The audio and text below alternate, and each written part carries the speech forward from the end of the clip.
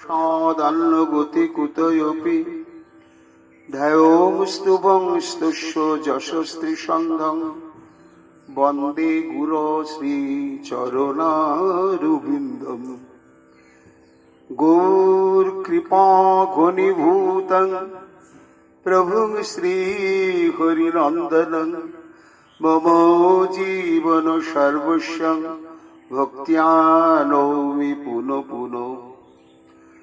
রাধা কৃপাময়ং বপুং শ্রী গুরুদিনতারকং প্রভুং শ্রী গৌরগোপালং ভক্ত্যা নৌমি পুনঃ পুনঃ। আজানো লম্বিত ভুজ কনকাবদাত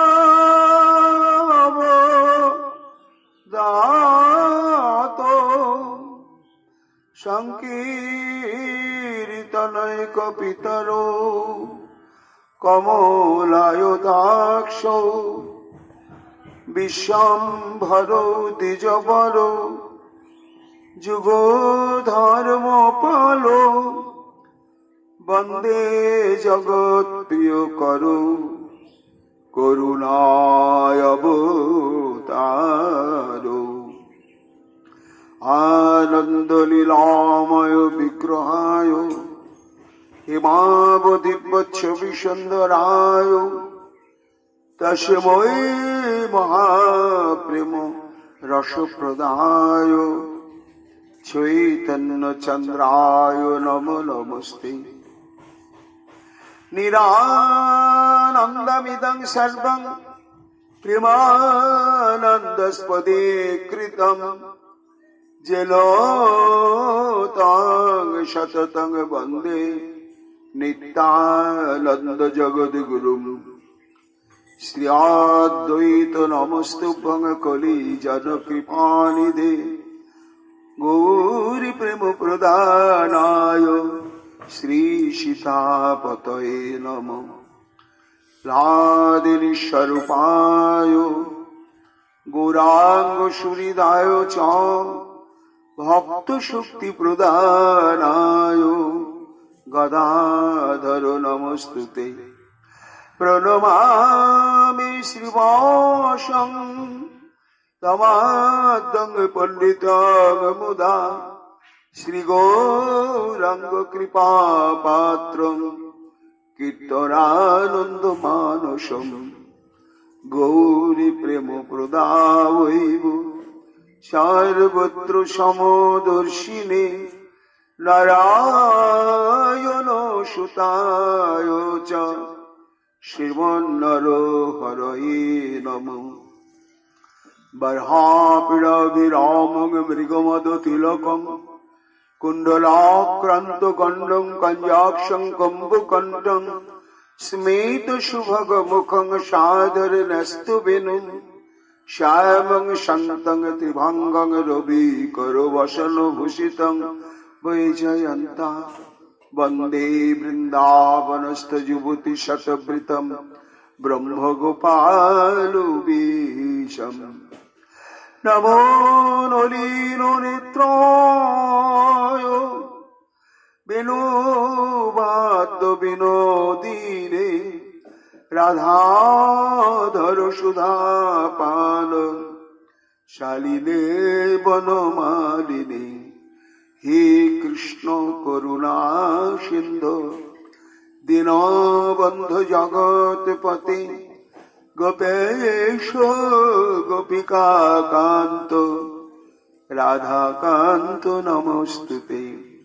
মুখং করতি বাচালং পঙ্গুং লঙ্ঘয়তে গিরিম যাতি কৃপা তমং বন্দে পরমানন্দ মাধবম। তপ্তো কাঞ্চন গৌরাঙ্গী রাধে বৃন্দাবনেশ্বরী বৃষভানুসুতে দেবী তং নমামি হরিপ্রিয়ে মহাভাব স্বরূপাতং কৃষ্ণ প্রিয়া বরিয়সী প্রেমী ভক্তি প্রদে দেবী রাধিকাত্তং নমাম্যহম বন্দে নন্দ ব্রজ স্ত্রীণাং পদোরেণুমভিঘ্নশ যশাং গুরি কথোদ্গীতং পুনাতি ভুবনোত্রয়ম আচতুর্বদন ব্রহ্মা দিবাহুর পরোহুরি অভালোচন শম্ভু ভগবান বদরায়ণী যং প্রভয়ন্তমনুপেতমপেত কৃত্যম দ্বৈপায়ন বিরহ কাতরয়া জুহাব পুত্রেতি তন্ময়া তয়া তরবয়োভিনেদুস্তং সর্বভূত হৃদয় মণিমান তস্মি তমাদিদেবম করুণানিধানম তমালবর্ণম সহিতাবতারম অপার সংসার সমুদ্র সেতুম ভয়ামহে শ্রী ভাগবত স্বরূপম বংশাকল্পতরুভ্যশ্চ কৃপা সিন্ধুভ্যেব চ পতিতানাং পাবনেভ্যো বৈষ্ণবেভ্যো নমো নমো। জয় রূপ সনাতন ভট্ট রঘুনাথ শ্রীজীব গোপাল ভট্ট দাসের রঘুনাথ ভক্তি ভরে বন্দি ছয় গোসাঁয়ের চরণ যাহা হইতে বিঘ্ন নাশ অভীষ্ট পূরণ। জয় গৌর ভক্তবৃন্দ গৌর যাদের প্রাণ সবে মিলে দেহ মোরে নিতাই গৌর ভক্তি দান। নিতাই গৌর হরি বল নিতাই গৌর হরি বল নিতাই গৌর হরি বল। জয় জয় নিতাই গৌর হরি হরি বল।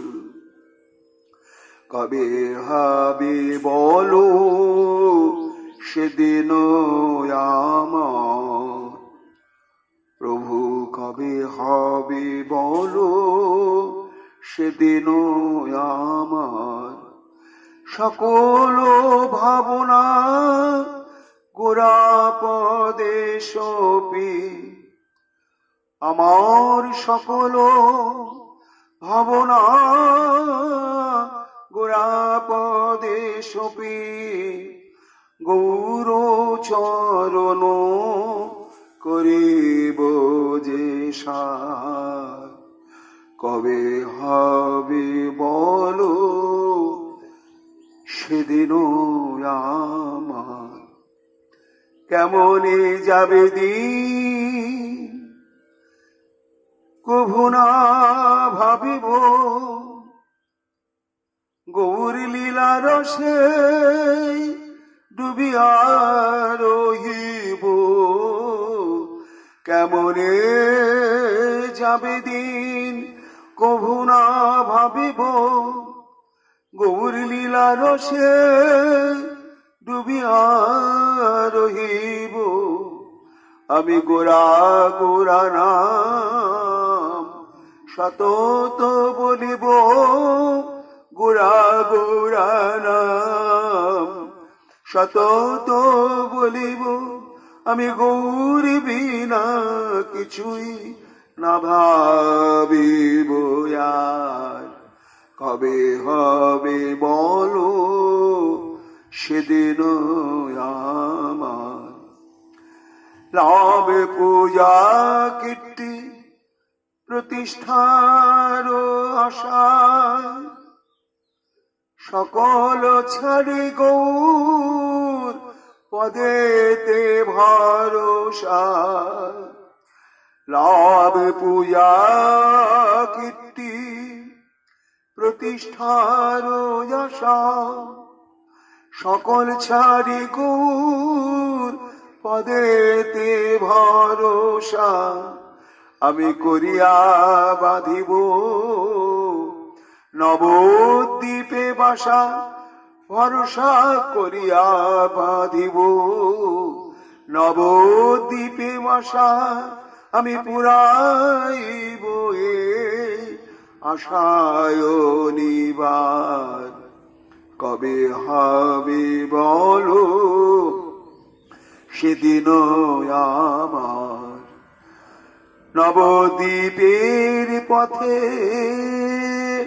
সুরধ্বনি তীরে, নবদ্বীপের পথে সুরধ্বনির তীরে, আমি গৌর গৌর বলি ডাকি উচ্চ স্বরে, নবদ্বীপের পথে সুরধ্বনির তীরে, আমি গৌর গৌর বলি ডাকি উচ্চ স্বরে, আমি ডাকিব ভাসিব নয়নের নীরে, জনম সফল করিব আমার।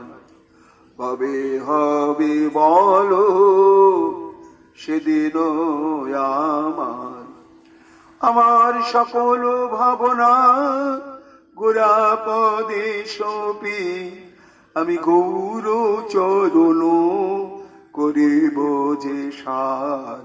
কবে হবে বলো সেদিন আমার, গৌর আমার প্রাণ সর্বস্ব ধন, সে যে প্রেম আরাধ্য হৃদয় রতন। গৌরাঙ্গ আমার প্রাণ সর্বস্ব ধন, সে যে প্রেম আরাধ্য হৃদয় রতন। সেই গৌর নামাক্ষর করিয়া যতন, গৌর নামাক্ষর করিয়া যতন, আমি করিব অঙ্গের অলঙ্কার।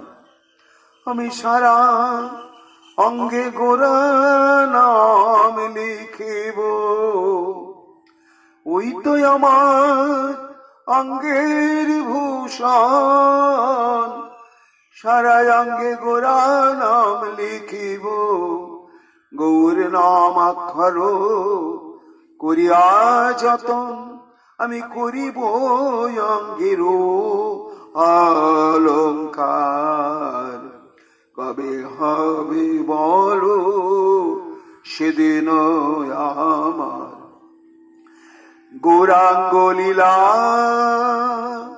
অতি অনুপম, স্মরণ করিব ধরি অষ্টজাম। শ্রী গৌরাঙ্গ লীলা অতি অনুপম, আমি স্মরণ করিব ধরি অষ্টজাম।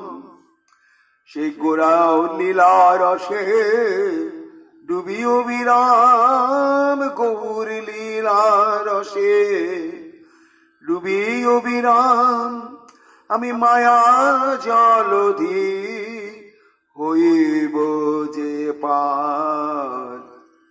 কবে হবে বলো সেদিন আমার, সকল বাসনা গোরাপদে সপি, আমি গৌর চরণ করিব যে সার। কবে হবে বলো সেদিন আমার, নবদ্বীপে যত তৃণ তরুলতা, পশু পাখি কি পতঙ্গাদি তথা তারা কেউ তো পশু পাখি নয়, সবাই গৌরী পরিকর। নবদ্বীপের সাবর জঙ্গমে কীট পতঙ্গ সবাই গৌরাঙ্গ পরিকর, তারা পশু পাখি কেউ নয়। নবদ্বীপে যত তৃণ তরুলতা পশু পাখি কীট পতঙ্গাদি তথা আমি প্রণমি সবারে নোয়াইয়া মাথা, প্রণমি সবারে নোয়াইয়া মাথা। মাগি লব প্রেম ভক্তি রত্ন সার, কবে হবে বলো সেদিন আমার। আমার সকল ভাবনা গোরাপদে সপি, গৌর চরণ করিব যে সার, কবে হবে বলো সেদিন আমার। কহিছে সর দামোদর দাস, নাহি মনে প্রভু জন্য অভিলাষ। কহিছে স্বরূপ দামোদর দাস, নাহি মনে প্রভু জন্য অভিলাষ। আমায় নবদ্বীপ ধামে সদা দিও বাস, নবদ্বীপ ধামে সদা দিও বাস। যে রূপে জন্ম লোভী যতবার, কবে হবে বলো সেদিন আমার।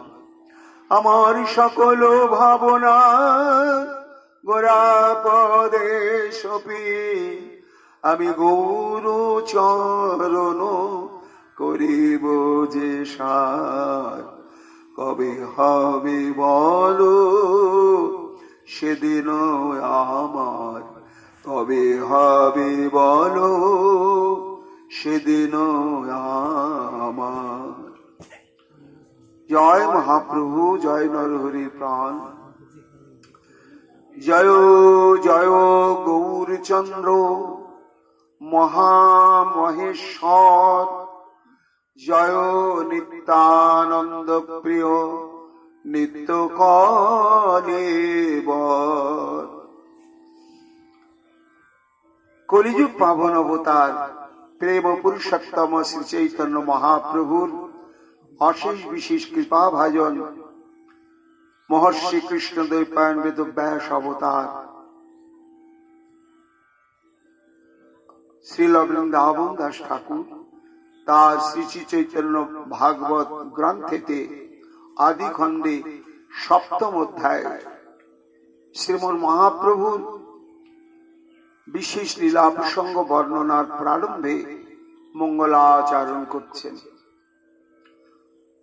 এক একটি অধ্যায় শুরু করবার আগে মঙ্গলাচরণ করছেন তিনি। কেন না, গ্রন্থের আরম্ভেতে তিনি মঙ্গলাচরণ করেছেন, আবার গ্রন্থে যখন তিনি লীলা বর্ণনা করছেন তখন এক একটি অধ্যায় সমাপ্ত করে আর একটি অধ্যায় যখন শুরু করছেন তখন আবার তিনি মঙ্গলাচরণ করছেন। কেন?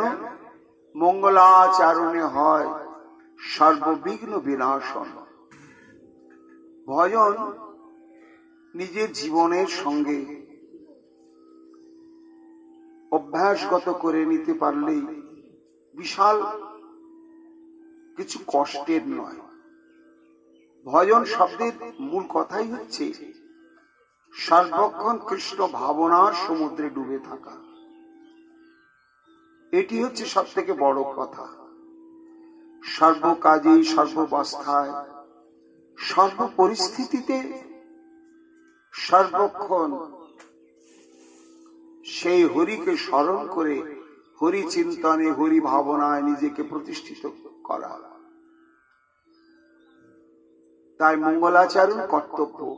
শুধু আমি যখন গ্রন্থ লিখব, পাঠ করতে বসবো, কীর্তন করতে বসবো, তখনই যে মঙ্গলাচরণ করতে হবে তা কিন্তু নয়। তবে না, প্রথমেই জানতে হবে আমার জীবন শ্রী হরির চরণে উৎসর্গীকৃত। এই জন্য আমার যত কর্ম প্রচেষ্টা, সেই কর্ম প্রচেষ্টার উদ্দেশ্যই হচ্ছে শ্রী ভগবানের সেবা, তার সুখ। তিনি আমাকে মন দিয়েছেন, বাক শক্তি দিয়েছেন, আর এই সমস্ত ইন্দ্রিয় দিয়েছেন। কেন দিয়েছেন?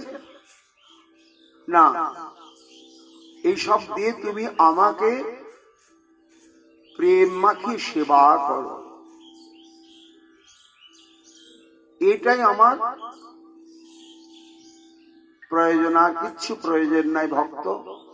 হে বিশ্বের জীব, আমি তোমাদের কাছে শুধু চাই প্রেম সেবা, প্রেম সেবা, প্রেম সেবা। তাহলে আমাদের যদি জীবনের সমস্ত কর্ম প্রচেষ্টায় শ্রী গোবিন্দের জন্য, মহাপ্রভুর জন্য হয়, তখন কি না, যা কিছু করতে যাব সমস্ত কর্মের শুভারম্ভেই মঙ্গলাচরণ কর্তব্য। সমস্ত কর্ম। আমি বাজারে যাচ্ছি, তুমি বড় সাধু হয়েছ, বেচা কেনা করতে বাজারে যাচ্ছে, আবার কষ্ট কষ্ট বলতে বলতে বলুন, যে যা বলবার বলুন। কিন্তু আমি জানি বাজারে যাচ্ছি কেন না, যদি আমি কিছু ক্রয় করতে যাই, তার ঠাকুরের জন্যই যাচ্ছি, এটাই আমার ভজন। আর এই যে কর্ম করতে আমি পাটা তুলছি, তখনই মঙ্গলাচরণ মানে কি, মনে প্রাণে গোবিন্দকে স্মরণ করা। আমি বেরোনোর সময় যেন ভুলে না যায় তার কথা, তার উদ্দেশ্যে প্রণাম করে, শরণাগতি প্রার্থনা করে, যেটি মহাজন বলছেন, কাन्हैया तेरी नाम पर चल रहा है तेरी देवाला, हर मुसीबत बचाकर मंजिल में पहुंचा देना। एरी नामी तो भजन बाबा। हे कन्हैया, तेरे प्यारे कन्हैया, तेरे नाम पर चल रहा है तेरी देवाला। আমি তো তোমার চরণ সঁপে দিয়েছি, আমার শ্বাস প্রশ্বাসটাও তোমার উদ্দেশ্যে।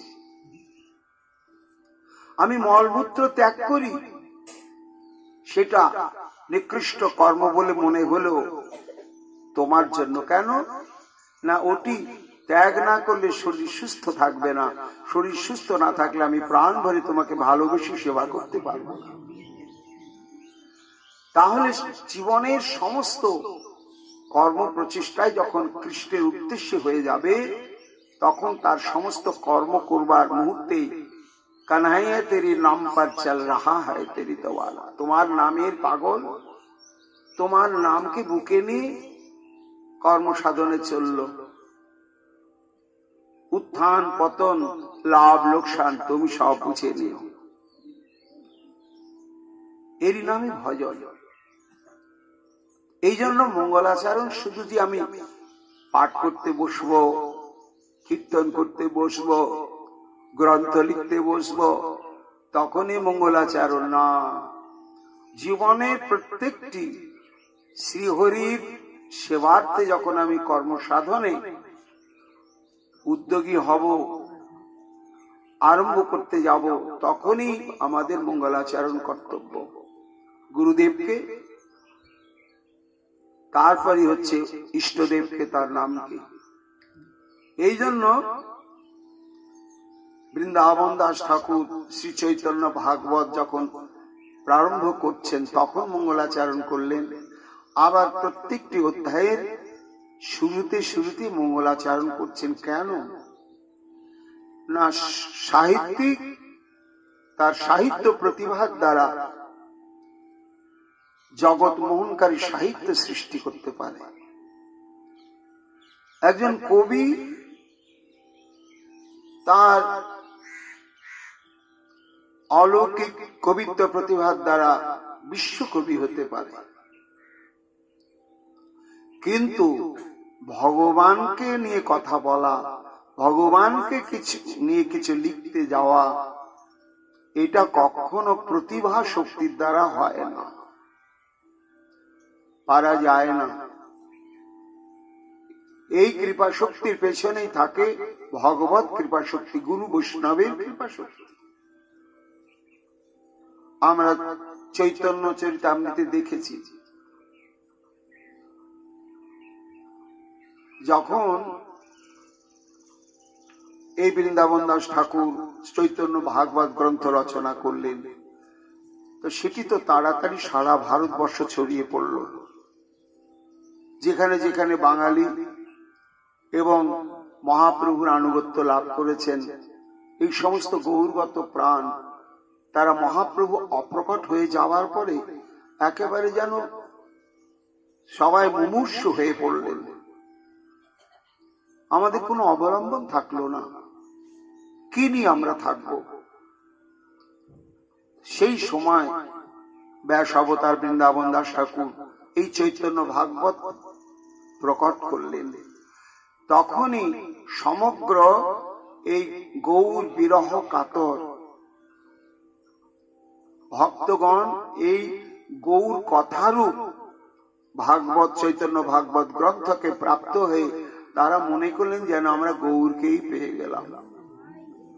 এই জন্য তখন তো কোনো ছাপাখানাও ছিল না, হাতে লিখে লিখে লিখে লিখে একেবারে ছড়িয়ে পড়েছিল নীলাচল, গৌরবঙ্গ, ব্রজমণ্ডল সর্বত্র।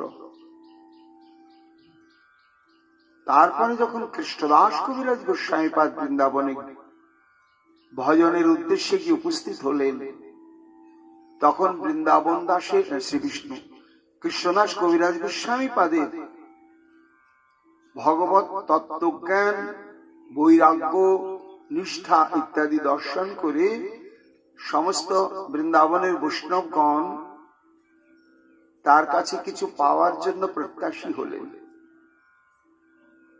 একদিন বৃন্দাবনে মদনমোহন মন্দিরে প্রাঙ্গণে তদানীন্তন বৃন্দাবনের যারা উজ্জ্বল নক্ষত্র স্বরূপ জাতরতি সমস্ত বৈষ্ণবগণ একত্রিত হয়েছে, হয়ে কবিরাজ গোস্বামীপাদকে বলছেন যে কৃষ্ণদাস, বৃন্দাবন দাস আমাদের গৌর কথা দিয়েছে, না দিলে আমরা প্রাণেই বাঁচতাম না, কিন্তু সেখানে মহাপ্রভুর অন্তলীলা প্রসঙ্গে কিছু লেখা নেই। এই যে মহাপ্রভুর নীলাচলে অবস্থানকালে যে অত্যন্ত তাৎপর্যপূর্ণ লীলা প্রসঙ্গ এবং সিদ্ধান্ত, ভজন উপদেশ, এটা আমাদের বিশেষ প্রয়োজন। তা আমরা দেখছি, হে কৃষ্ণদাস, একমাত্র তুমি এটি পারবে। বৃন্দাবন দাস চৈতন্য ভাগবতে আমাদের গৌর কথা রূপ বিগ্রহ দিয়েছেন, কিন্তু মহাপ্রভু সন্ন্যাস গ্রহণের পরে যে আরো নিগূঢ় রহস্যময় লীলা প্রসঙ্গ, সেটি বৃন্দাবন দাস দিতে পারেন। একমাত্র তুমি সেটি পারবে, আমরা সেটা অনুভব করছি।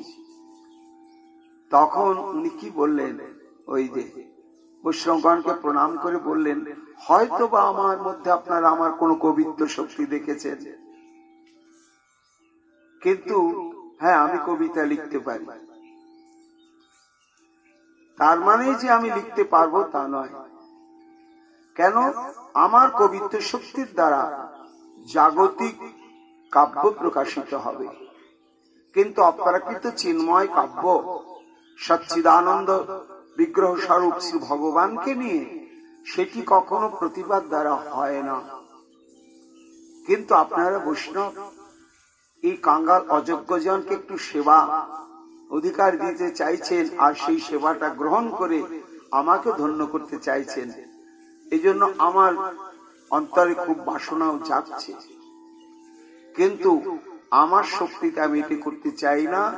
যদি সাক্ষাৎ মদন মোহন আমাকে শক্তি সঞ্চার করেন, তখনই জানবো যে এটা মদন মোহনেরই কৃপা শক্তি। কতখানি ভগবত নির্ভরশীলতা। তখন বৈষ্ণবগণ মদন মোহনের গলায় অপূর্ব একটি মালা পরিয়ে দিলেন, আর যেই পরিয়ে দিলেন আর সঙ্গে সঙ্গে অস্খলিত মালাটি যেই প্রণাম করতে গিয়েছেন কৃষ্ণদাস কবিরাজ গোস্বামী পাদ, একেবারে মদন মোহনের গলা থেকে গিয়ে তার গলায় গিয়ে পড়ে গেল। অদ্ভুত ঘটনা। সঙ্গে সঙ্গে সমস্ত বৈষ্ণব মন্ডলীরা হরিধ্বনি দিয়ে উঠলেন, জয় কৃষ্ণদাস, তোমার কোনো চিন্তা নেই।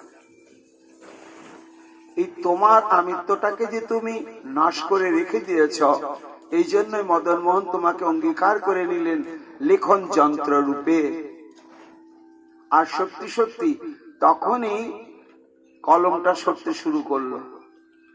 বন্দে নিশ গুরু নিশ ভক্তা নিশ মিশাবতারকাং তৎপ্রকাশাংশ তৎশক্তি চৈতন্য সঙ্গকং। বন্দে শ্রীকৃষ্ণ চৈতন্য নিত্যানন্দ সহোদিত গৌরদয় পুষ্পবন্ত চিত্রসন্দ তমনিদ। আরম্ভ হয়ে গেল। কেন না, জড়জাগতিক কাব্য সাহিত্য মেধা বুদ্ধির দ্বারা করা যায়, কিন্তু ভগবানের প্রসঙ্গ বলতে গেলে সরাসরি তার কৃপা চায়। আর এই কৃপাটা পাওয়া যায় দৈন্যের দ্বারা, অকপট দৈন্যের দ্বারা। গর্ত যেখানে থাকে সেখানে যেমন জল আপনা আপনি চলে যায়, গিয়ে জমে যায়, তেমনি যিনি যত অকপট ভাবে নিজের ভেতরে দৈন্য অবলম্বন করতে পারবেন, শ্রী ভগবানের কৃপা স্রোত তার মধ্যেই গিয়ে সঞ্চিত হবে। এটা স্বাভাবিক। এই জন্য বৃন্দাবন দাস প্রত্যেকটি অধ্যায় শুরু করবার আগে নিজেকে যেন মনে করছেন আমার শক্তিতে হবে না প্রভু, হে নিতাই চাঁদ তুমি কৃপা করো, তোমার গৌরীর কথা যেন বলতে পারি। তার কৃপা ব্যতিরেকে তার কথা বলা যায় না। এই বলে মঙ্গলাচরণ শুরু করলেন। জয় জয় গৌর চন্দ্র মহামহেশ্বর। একবার জয় নয়, দুইবার জয়। জয় জয়। জয় শব্দের তাৎপর্য কি? আমরা তো বলি জয় রাধারানী কি জয়, গুরু মহারাজ কি জয়, জয় জয় জয়। জয় শব্দের অর্থ কি? না, জয় শব্দের অর্থ হচ্ছে যিনি অনন্য সাধারণ তত্ত্ববিশেষ, তার মধ্যে যতগুলো গুণ শক্তি বৈশিষ্ট্য আছে, সমস্ত গুণ বৈশিষ্ট্য শক্তি সব নিয়ে যেন তিনি বিরাজিত থাকেন। এই বিরাজমানতা কামনা করে যে ধ্বনি প্রকাশ করা হয় সেটার নাম হচ্ছে জয়। তাই হে গৌরচন্দ্র, দুবার জয় দিলেন। বলে বৃন্দাবন দাস ঠাকুর একবার জয় দিলেই তো হতো, আবার দুবার দিলেন কেন? না, গৌরের দুটো দিকের অদ্ভুত অপ্রাকৃত চিন্ময় করুণাময় লীলার দিক দেখে আমি দুবার জয় দিলাম। একটা জয় দিলাম কি, তিনি যুগাবতার যুগধর্ম নাম সংকীর্তন প্রবর্তন করতে এসেছেন। একেবারে অকাতরে অবিচারে সবাইকে তিনি নাম দিলেন। বলে নাম, কোন জাতির বিচার সূচি অসুচির কিছুই রাখলেন না। খাইতে শুইতে যথাৎ নাম লয়, দেশকাল নিয়ম নাই সর্বসিদ্ধি হয়। এমন যে গৌর, সেই নাম বিতরণ শক্তি, জীবের প্রতি তার করুণা বিতরণের শক্তি সমন্বিত তিনি বিরাজিত থাকুন। আবার জয় দিলে কেন? না, দ্বিতীয় জয় দিলাম, গৌর আমার শুধু নামদাতা নয়, তবে কি অনর্পিত প্রেমদাতা। শুধু প্রেমদাতা নয়, প্রেম তো বিধি ভক্তিতেও লাভ হয়। বিধি ভক্তির ভজন ঠিকভাবে করতে গেলেই প্রেম লাভ হয়ে যাবে, তাতে কি যায় আসে? তাহলে এই প্রেম কোনটি? অনর্পিত স্বভক্তি শ্রিয়াম, অর্থাৎ নিজ বিষয়ক ভক্তি। সে ভক্তিটি আবার কেমন? উজ্জ্বল রসাত্মক ভক্তি। তো দাস্য আছে, সখ্য আছে, বাৎসল্য আছে, আবার মধুর আছে। এই মধুর রতি বা ভক্তিকে বলা হয় উজ্জ্বল। তারপর উন্নত বললেন কেন না? প্রেম যখন মধুর রসকে আশ্রয় করে তখন সেটা হয় উজ্জ্বল রস বা উজ্জ্বল ভক্তি, আর সেটি যখন পরকীয়া ভাবকে আশ্রয় করে তখন হয়ে যায় উন্নত উজ্জ্বল রসাম। তো এই যে উন্নত উজ্জ্বল রসাম, এটি যা ইতিপূর্বে কোনোদিন দেওয়া হয়নি। এই ব্রহ্মার একদিনে 1000 বার কলিযুগ, তার মধ্যে এই 999টা কলিযুগে এই বস্তুটি দেওয়া হয়নি। একমাত্র এই কলিতেই প্রভু দিতে এসেছেন। এমন যে তুমি অনর্পিত প্রেম দাতা, সর্বোৎকর্ষের সঙ্গে তুমি বিরাজ থাকো। এই জন্য তিনি দুবার বললেন গৌর চন্দ্র, আবার চন্দ্র বললেন তুমি চাঁদ। তো চাঁদ তো সমুদ্র মন্থনে সমুদ্র গর্ভ থেকে উঠেছিল। বৃন্দাবন দাস তুমি গৌরকে আবার চাঁদ বলছো, কোথা থেকে উঠলো? কেন? সচি গর্ভ সিন্ধু মা আছে, পূর্ণ শশধর। আমার সন্ধিনী শক্তির ঘনীভূত প্রতিমা বাৎসল্য প্রেমবতী সচি মাতার গর্ভ সিন্ধু থেকে সমুদিত হয়েছেন প্রেম জ্যোৎস্নায় জগৎকে আলোকিত করবার জন্য। এমন যে প্রভু তোমার জয় জয়। আবার বলছেন মহা মহেশ্বর। মহেশ্বর নয়, মহা মহেশ্বর, মহা ঈশ্বর। যারা ঐশ্বরিক শক্তি অধিক অধিক অধিক রূপে প্রাপ্ত হয়ে রয়েছেন, প্রকাশ করতে পারেন, তাদেরকে বলা হয় মহা ঈশ্বর বা মহেশ্বর। এই সমস্ত মহেশ্বর গণের মধ্যেও আমার মহাপ্রভু হচ্ছেন সর্ব ঈশ্বরের ঈশ্বরতত্ত্ব বিশেষ, তাই তিনি মহা মহেশ্বর। তাই জয় জয় গৌরচন্দ্র মহামহেশ্বর, জয় নিত্যানন্দ প্রিয় নিত্য কলেবর। জয় হোক প্রভু তোমার। কার? আমার গৌর সুন্দরী। কেমন গৌর? নিত্যানন্দ প্রিয়, যিনি আমার গুরুদেব, আমার প্রাণ সত্তা, নিতাই চাঁদেরও যিনি প্রিয়। মহাপ্রভু নিতাই চাঁদের যত প্রিয় আর কারো প্রিয় নয়।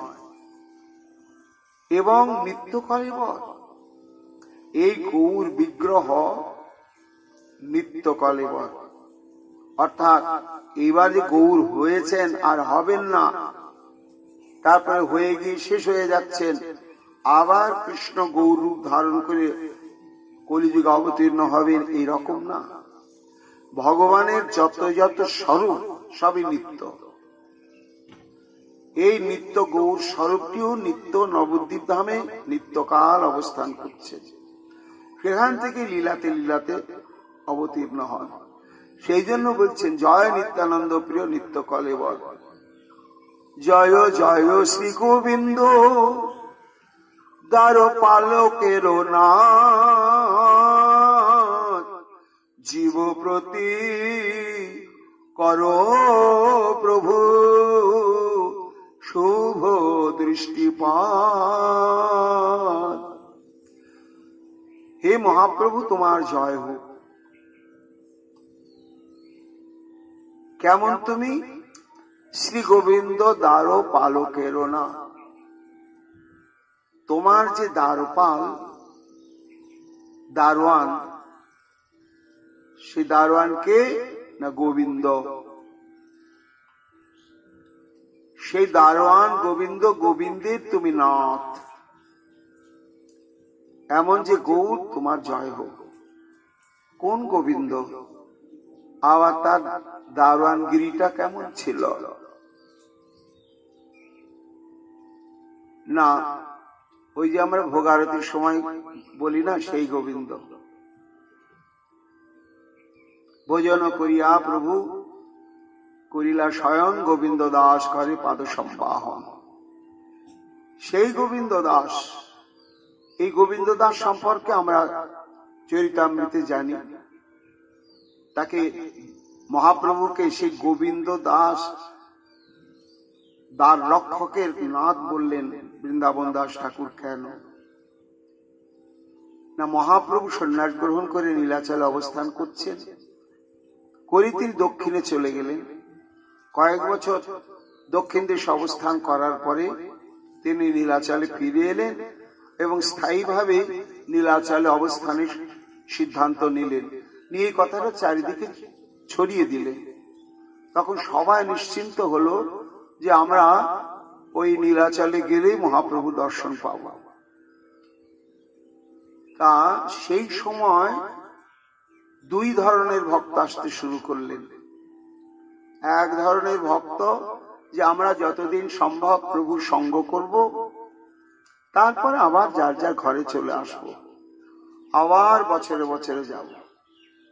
আবার কিছু কিছু ভক্ত যে প্রভু যখন ওইখানেই তার শেষ লীলা অবতারণা করে থাকবেন, আমরাও প্রভুর সঙ্গে চিরকালের জন্য ওখানেই থাকব, এই সংকল্প নিয়েও কিছু কিছু ভক্ত এসে মহাপ্রভুর চরণে সমর্পণ করলেন। তার মধ্যে স্বরূপ দামোদর, এই তার মধ্যে একজন এই গোবিন্দ। এই গোবিন্দকে মহাপ্রভুর কাছে কিভাবে নীলাচলে এসে মিলিত হলেন, আর কি করেই মহাপ্রভু তাকে এত বড় দায়িত্ব দিলেন, না সেটি আমরা চৈতন্য চরিতামৃতে জানি। আর দিন সার্বভৌম ভক্তগণ সঙ্গে বসিয়া আছেন মহাপ্রভু কৃষ্ণ কথা রঙ্গে। হেন কালে গোবিন্দে হইল আগমন, দণ্ডবত করি কহে বিনয় বচন। মহাপ্রভু প্রথম রথযাত্রা দর্শন করেছেন।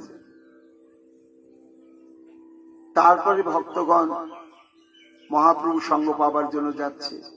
হঠাৎ একজন এসে মহাপ্রভুর চরণে প্রণাম করছেন, আর সেই সময় মহাপ্রভুর সান্নিধ্যে সার্বভৌম ভট্টাচার্য রয়েছে। দণ্ডবাদ করে জোড়হাত করে তিনি আত্মপরিচয় দিচ্ছেন মহাপ্রভুর কাছে। ঈশ্বর পুরীর ভৃত্য গোবিন্দ মোর নাম, পুরী গোসার আজ্ঞায় আইনত অবস্থান। নিজেই নিজের পরিচয় দিচ্ছেন, হে প্রভু আমার নাম গোবিন্দ দাস, আমার গুরুদেব ঈশ্বরপুরী, আমি তার অপ্রকট লীলা পর্যন্ত তার কাছে ছিলাম, এবং এই অধমকে তিনি তার সর্বাত্মক সেবার অধিকার প্রদান করেছিলেন। সেই আমি গোবিন্দ। মহাপ্রভু বলছেন, বাহ বাবা, তাহলে তো তুমি আমার গুরু ভাই হয়ে গেলে। হে, আগমনের কারণ কি? না, পুরী গোসাইয়ের আজ্ঞায় আইনত অবস্থান। গুরুদেব নির্দেশ করেছিলেন, সেই নির্দেশ অনুসারেই হে প্রভু আমি তোমার কাছে এলাম। তাই তা গুরুদেব কখন তোমাকে নির্দেশ করলেন, কিভাবে, কেন? সিদ্ধি প্রাপ্তি কালে গোসাই আজ্ঞা কইল মোরে, সিদ্ধি প্রাপ্তি কালে গোসাই আজ্ঞা কইল মোরে, কৃষ্ণ চৈতন্য নিকট রহি সেবহ তাহারে। বলতে বলতে গোবিন্দ কাঁদতে শুরু করলেন যে প্রভু, গুরুদেব যখন অপ্রকট হয়ে যাচ্ছেন, আমি তাকে কৃষ্ণ নাম শোনাচ্ছি সজ্ঞানে, তখন আমার হাতটা ধরে বলছেন, গোবিন্দ দাস, আমি তো চলে যাচ্ছি, তুমি তো আমার সেবায় নিযুক্ত ছিলে। জগতের সব থেকে জীবনের সার্থকতা হচ্ছে সেবা। শরীরটা দিয়ে, মন দিয়ে, মনোবৃত্তি দিয়ে ভগবানের প্রীতির জন্য প্রেমযুক্ত যে প্রচেষ্টা, তারই নামই তো সেবা। তা আমি এই দেহ ত্যাগ করলে তুমি চলে যাবে শ্রীক্ষেত্রে, সেখানে আমার প্রিয় শচীনন্দন সন্ন্যাস গ্রহণ করে তার নাম হয়েছে শ্রীকৃষ্ণ চৈতন্য। তুমি বাকি জীবন তার চরণে আত্মসমর্পণ করে তারই সেবা করো। তাহলে আমি অপ্রকট লীলায় গেলেও যেহেতু আমাগত প্রাণ কৃষ্ণ চৈতন্য, তার সঙ্গে আমি জড়িয়ে রয়েছি, আমারও খুব সুখ হবে, আমারও খুব আনন্দ হবে। এই জন্য সিদ্ধি প্রাপ্তি কালে গোসাই আজ্ঞা কইল মোরে, কৃষ্ণ চৈতন্য নিকট রহি সেবহ তাহারে। এই জন্য তিনি তো অপ্রকট হয়ে গেলেন। যথাবিহিত তার অন্ত্যেষ্টি ক্রিয়া সমস্ত আমি যথাসাধ্য সমাধা করলাম, করে এবার গুরু আদেশ মাথায় নিয়ে, হে প্রভু, এই তোমার কাছে উপস্থিত। গোসাই কহে, পুরীশ্বর বাৎসল্য করে মোরে, কৃপা করি মোথায় পাঠাইলা তোমারে। মহাপ্রভু চোখে জল, মনে পড়ে গেল ঈশ্বরপুরী স্নেহের কথা, প্রীতির কথা। সেগুলো আমরা পরে পাব। একদিকে তার স্থূল যথাবস্থিত স্বরূপ আর আমি দর্শন পাব না, আর এক স্বরূপে তিনি নিত্যই তো আমার কাছে রয়েছেন। তা আমাকে, এই অধমকে মনে রেখেছিলেন গুরুদেব, যে অপ্রকটের সময় আমার নামটা তার মনে হলো, আর তোমাকে আমার কাছে আসার জন্য তিনি কৃপা নির্দেশ করলেন। অহো, আমারও ভাগ্য। তোমাকে আমি সেবায় রাখি বা না রাখি, সঙ্গে তো লাগবো। তাই কৃপা করি মোট ঠাঁই পাঠাইলা তোমারে। এত বলি গোবিন্দের কইল আলিঙ্গন, গোবিন্দ করিল প্রভুর চরণ বন্দন। সার্বভৌম সেখানে বসে রয়েছে। মহাপ্রভু গোবিন্দ দাসকে আলিঙ্গন করলেন, আর গোবিন্দ দাস মহাপ্রভুর চরণে পড়ে প্রণাম করলেন। এইবার মহাপ্রভু সার্বভৌম ভট্টাচার্যের দিকে তাকিয়ে বলছে, ভট্টাচার্য, এখন বলো তো আমার কর্তব্য কি? কেন প্রভু? প্রভু কহে, ভট্টাচার্য করহ বিচার, গুরুর কিঙ্কর হয় মান্য আমার। গুরুদেব তো একে নির্দেশ করেছেন আমার সেবা করবার জন্য। তা সার্বভৌম মনে করো, আমার সেবা করতে গেলে তাহলে তো অনেক সময় আমার পায়ে হাত দিতে হবে। হ্যাঁ, সেবক হতে গেলে দিতে হবেই তো প্রভু, কিন্তু আমার যে বড় সংকোচ হচ্ছে। কেন না, গোবিন্দ ওই হাতটা দিয়ে আমার গুরুদেবের পদসেবা করেছে,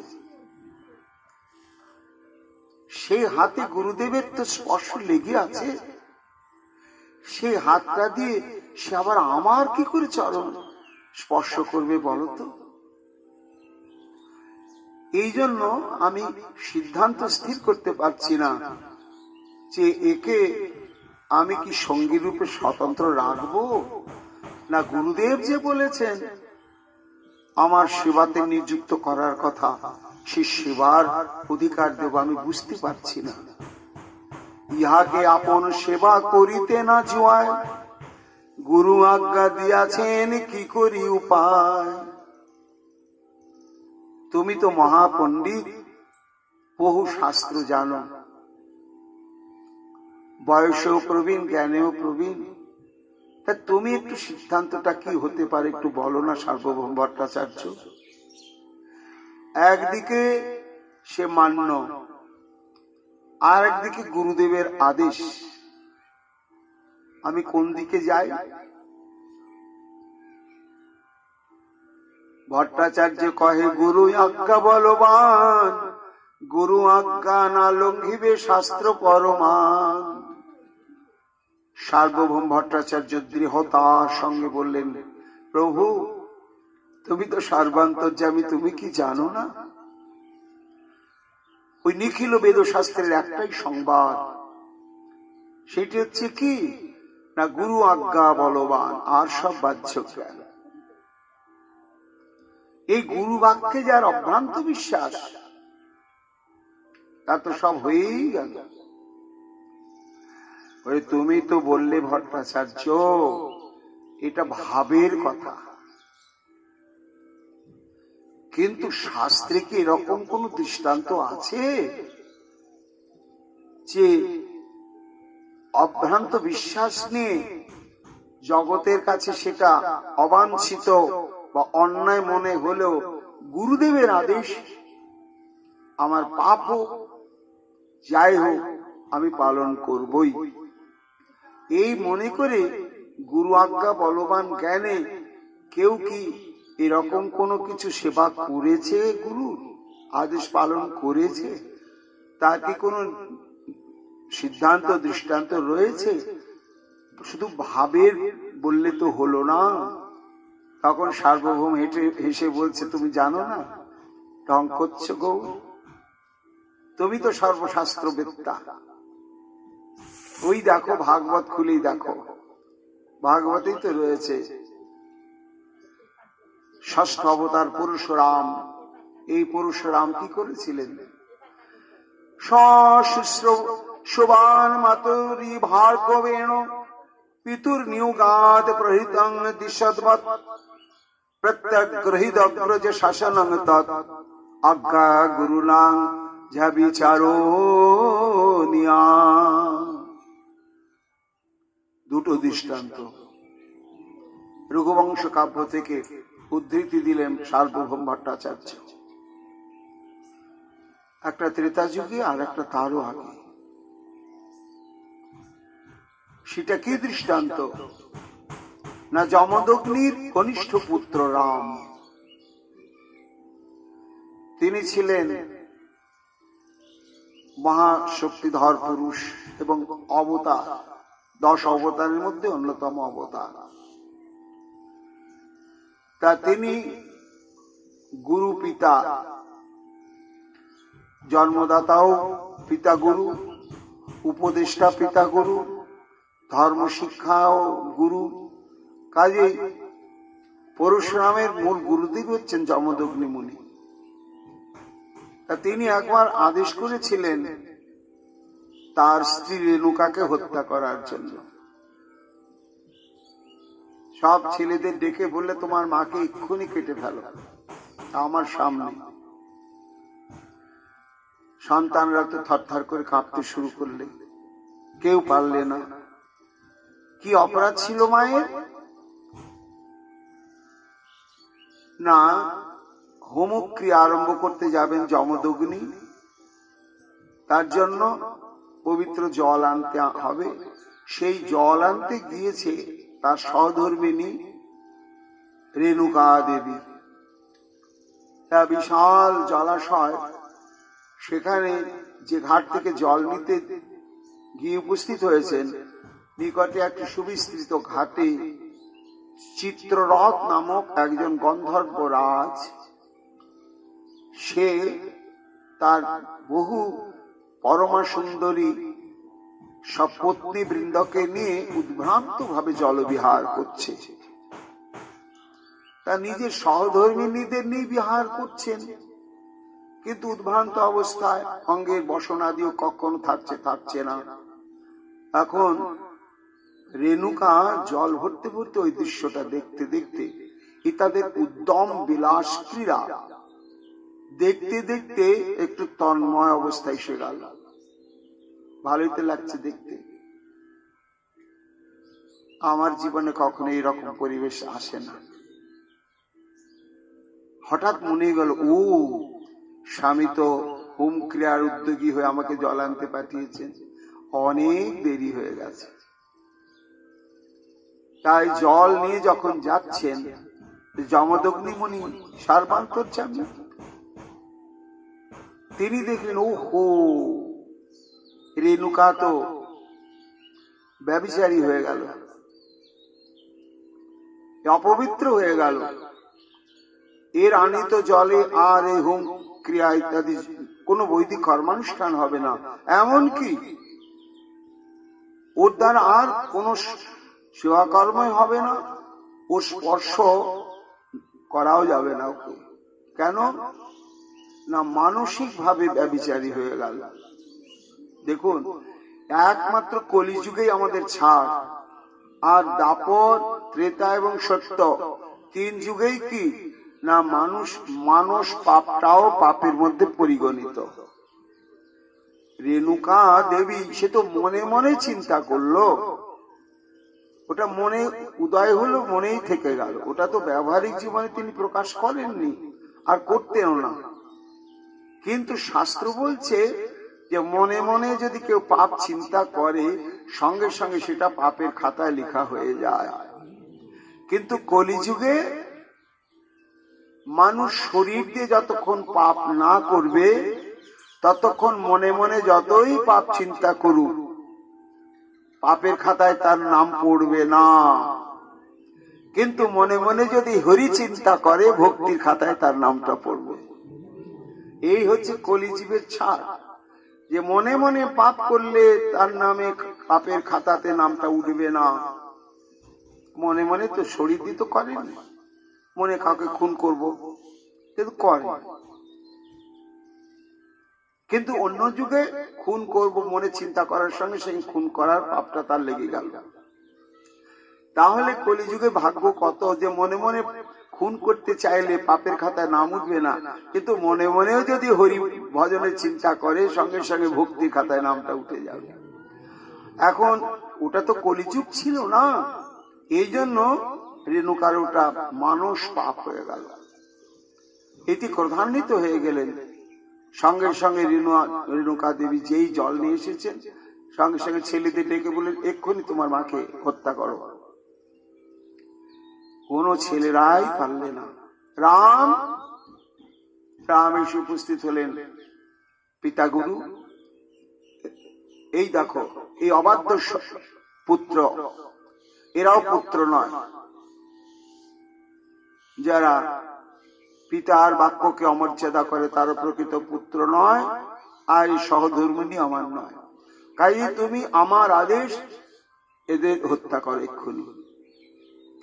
সঙ্গে সঙ্গে সমস্ত অবাধ্য ভাইগুলোকে হত্যা করলে এবং মাকেও হত্যা করলে। তখন হত্যা হয়ে গেল, তখন মহাশক্তিশালী যমদগ্নি বললে, কাজের মতো কাজ করলে বৎস, আমি ভীষণ সন্তুষ্ট হয়েছি। তুমি আমার কাছে কি কি বর চাও খুলে বলো, তুমি যা যা বর চাইবে তাই আমি প্রদান করব। তখন পরশুরাম দেখলে যে এই তো আমার সুযোগ, বললেন, পিতা আমি কয়েকটা বর পেতে চাই। প্রথম বর হচ্ছে আমার মা যেন এখনই বেঁচে ওঠে। নিতাই গৌর হরি বল। তথাস্তু। দ্বিতীয় বর হচ্ছে আমি যে মাকে হত্যা করলাম, মা বেঁচে উঠে যেন এটা মনে রাখতে না পারে, এই বরটা দাও। তথাস্তু। আমি যে ভাইগুলোকে হত্যা করলাম, ওরা জীবিত হোক, এবং জীবিত হয়ে আমি যে ওদের হত্যা করেছিলাম এই কথাটা যেন ওরা মনে না রাখতে পারে। তথাস্তু। আর হে পিতাগুরু, মা হয়তো ভুলে গেল, কিন্তু আমি তো এটা হত্যা করলাম, আর গর্ভধারিণী মাকে হত্যা করলাম, তাহলে তো এটা ভয়ঙ্কর মাতৃহত্যা পাপ হলো। তাই আর একটি বর, আমার যেন এই কর্মের জন্য মাতৃহত্যা পাপটা না লাগে। তখন পিতা বলেন তথাস্তু। আর আমি যেন সর্বক্ষেত্রে জয়লাভ করতে পারি, এটাই হলো ভাগবতের সিদ্ধান্ত, অর্থাৎ ত্রেতা যুগের আগেকার ঘটনা। সার্বভৌম ভট্টাচার্য বলছেন, তাহলে প্রভু দেখো, পরশুরাম তার গুরুদেব যমদগ্নি মুনি তার আদেশটাকে বলবান মনে করলে পারবে কেউ, যে নিজের গর্ভধারিণী মা তাকে হত্যা করে দিল। তা গুরু আদেশ কতখানি সে গুরুত্ব দিয়ে পালন করলেন, তার জন্যই তো অক্ষয় কীর্তি লাভ হলো পরশুরামে। আবার এই ঘটনাকে কেন্দ্র করে হে গৌরহরি, তোমার মতোই আর একজন বিপদে পড়েছিলেন। কে? ত্রেতা যুগে লক্ষ্মণজি। কখন বিপদে পড়লেন না, অযোধ্যায় ফিরে এসেছেন, রাজা হয়েছেন প্রভু রামচন্দ্র, রাম রাজত্ব চলছে। প্রভু রামচন্দ্রের কৌতূহল হলো যে প্রজাবিদ্র সব ভালো সুখে আছে তো, তাই তিনি গোপনে রাত্রিবেলায় বেরিয়ে পড়েছেন পল্লীতে পল্লীতে। পথ দিয়ে যাচ্ছেন, পথের ধারে একটি গৃহ, স্বামী স্ত্রীতে ভয়ঙ্কর কলহ, কথা কাটাকাটি হচ্ছে। দাঁড়িয়ে পড়লেন প্রভু রামচন্দ্র। তো স্বামী বলছে যে কুলোটা, আমার অনুপস্থিতির সুযোগ নিয়ে তুই পরপুরুষের সঙ্গে রাত্রি অতিবাহিত করিস, আমি কি জানি না? আমি সব জানি, এবং আজকে হাতে নাতে তুই ধরা পড়েছিস, কাজেই তোকে আর আমি জীবনে কখনো আমার সহধর্মিনী বলে স্বীকার করতে পারবো না। তখন কাঁদতে কাঁদতে শোনা যাচ্ছে, কাঁদতে কাঁদতে স্ত্রীটা বুঝাবার চেষ্টা করছে। তখন আরো রেগে বলছে, এই আমাকে বুঝাবার চেষ্টা করিস না, তুই আমাকে রাম পাসনি?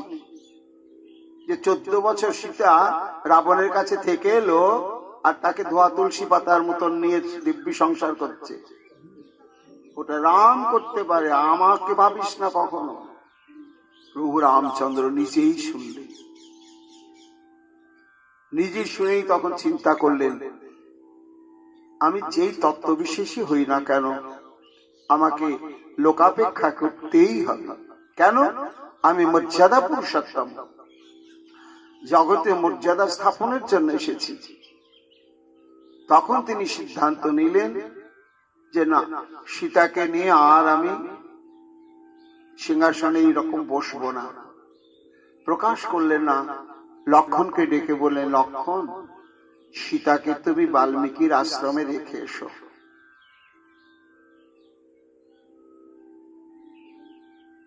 এখন লক্ষ্মণ বুঝতে পারলে যে এই রেখে আসা মানেই চিরকালের জন্যই সীতা দেবীকে পরিত্যাগ করছেন প্রভু,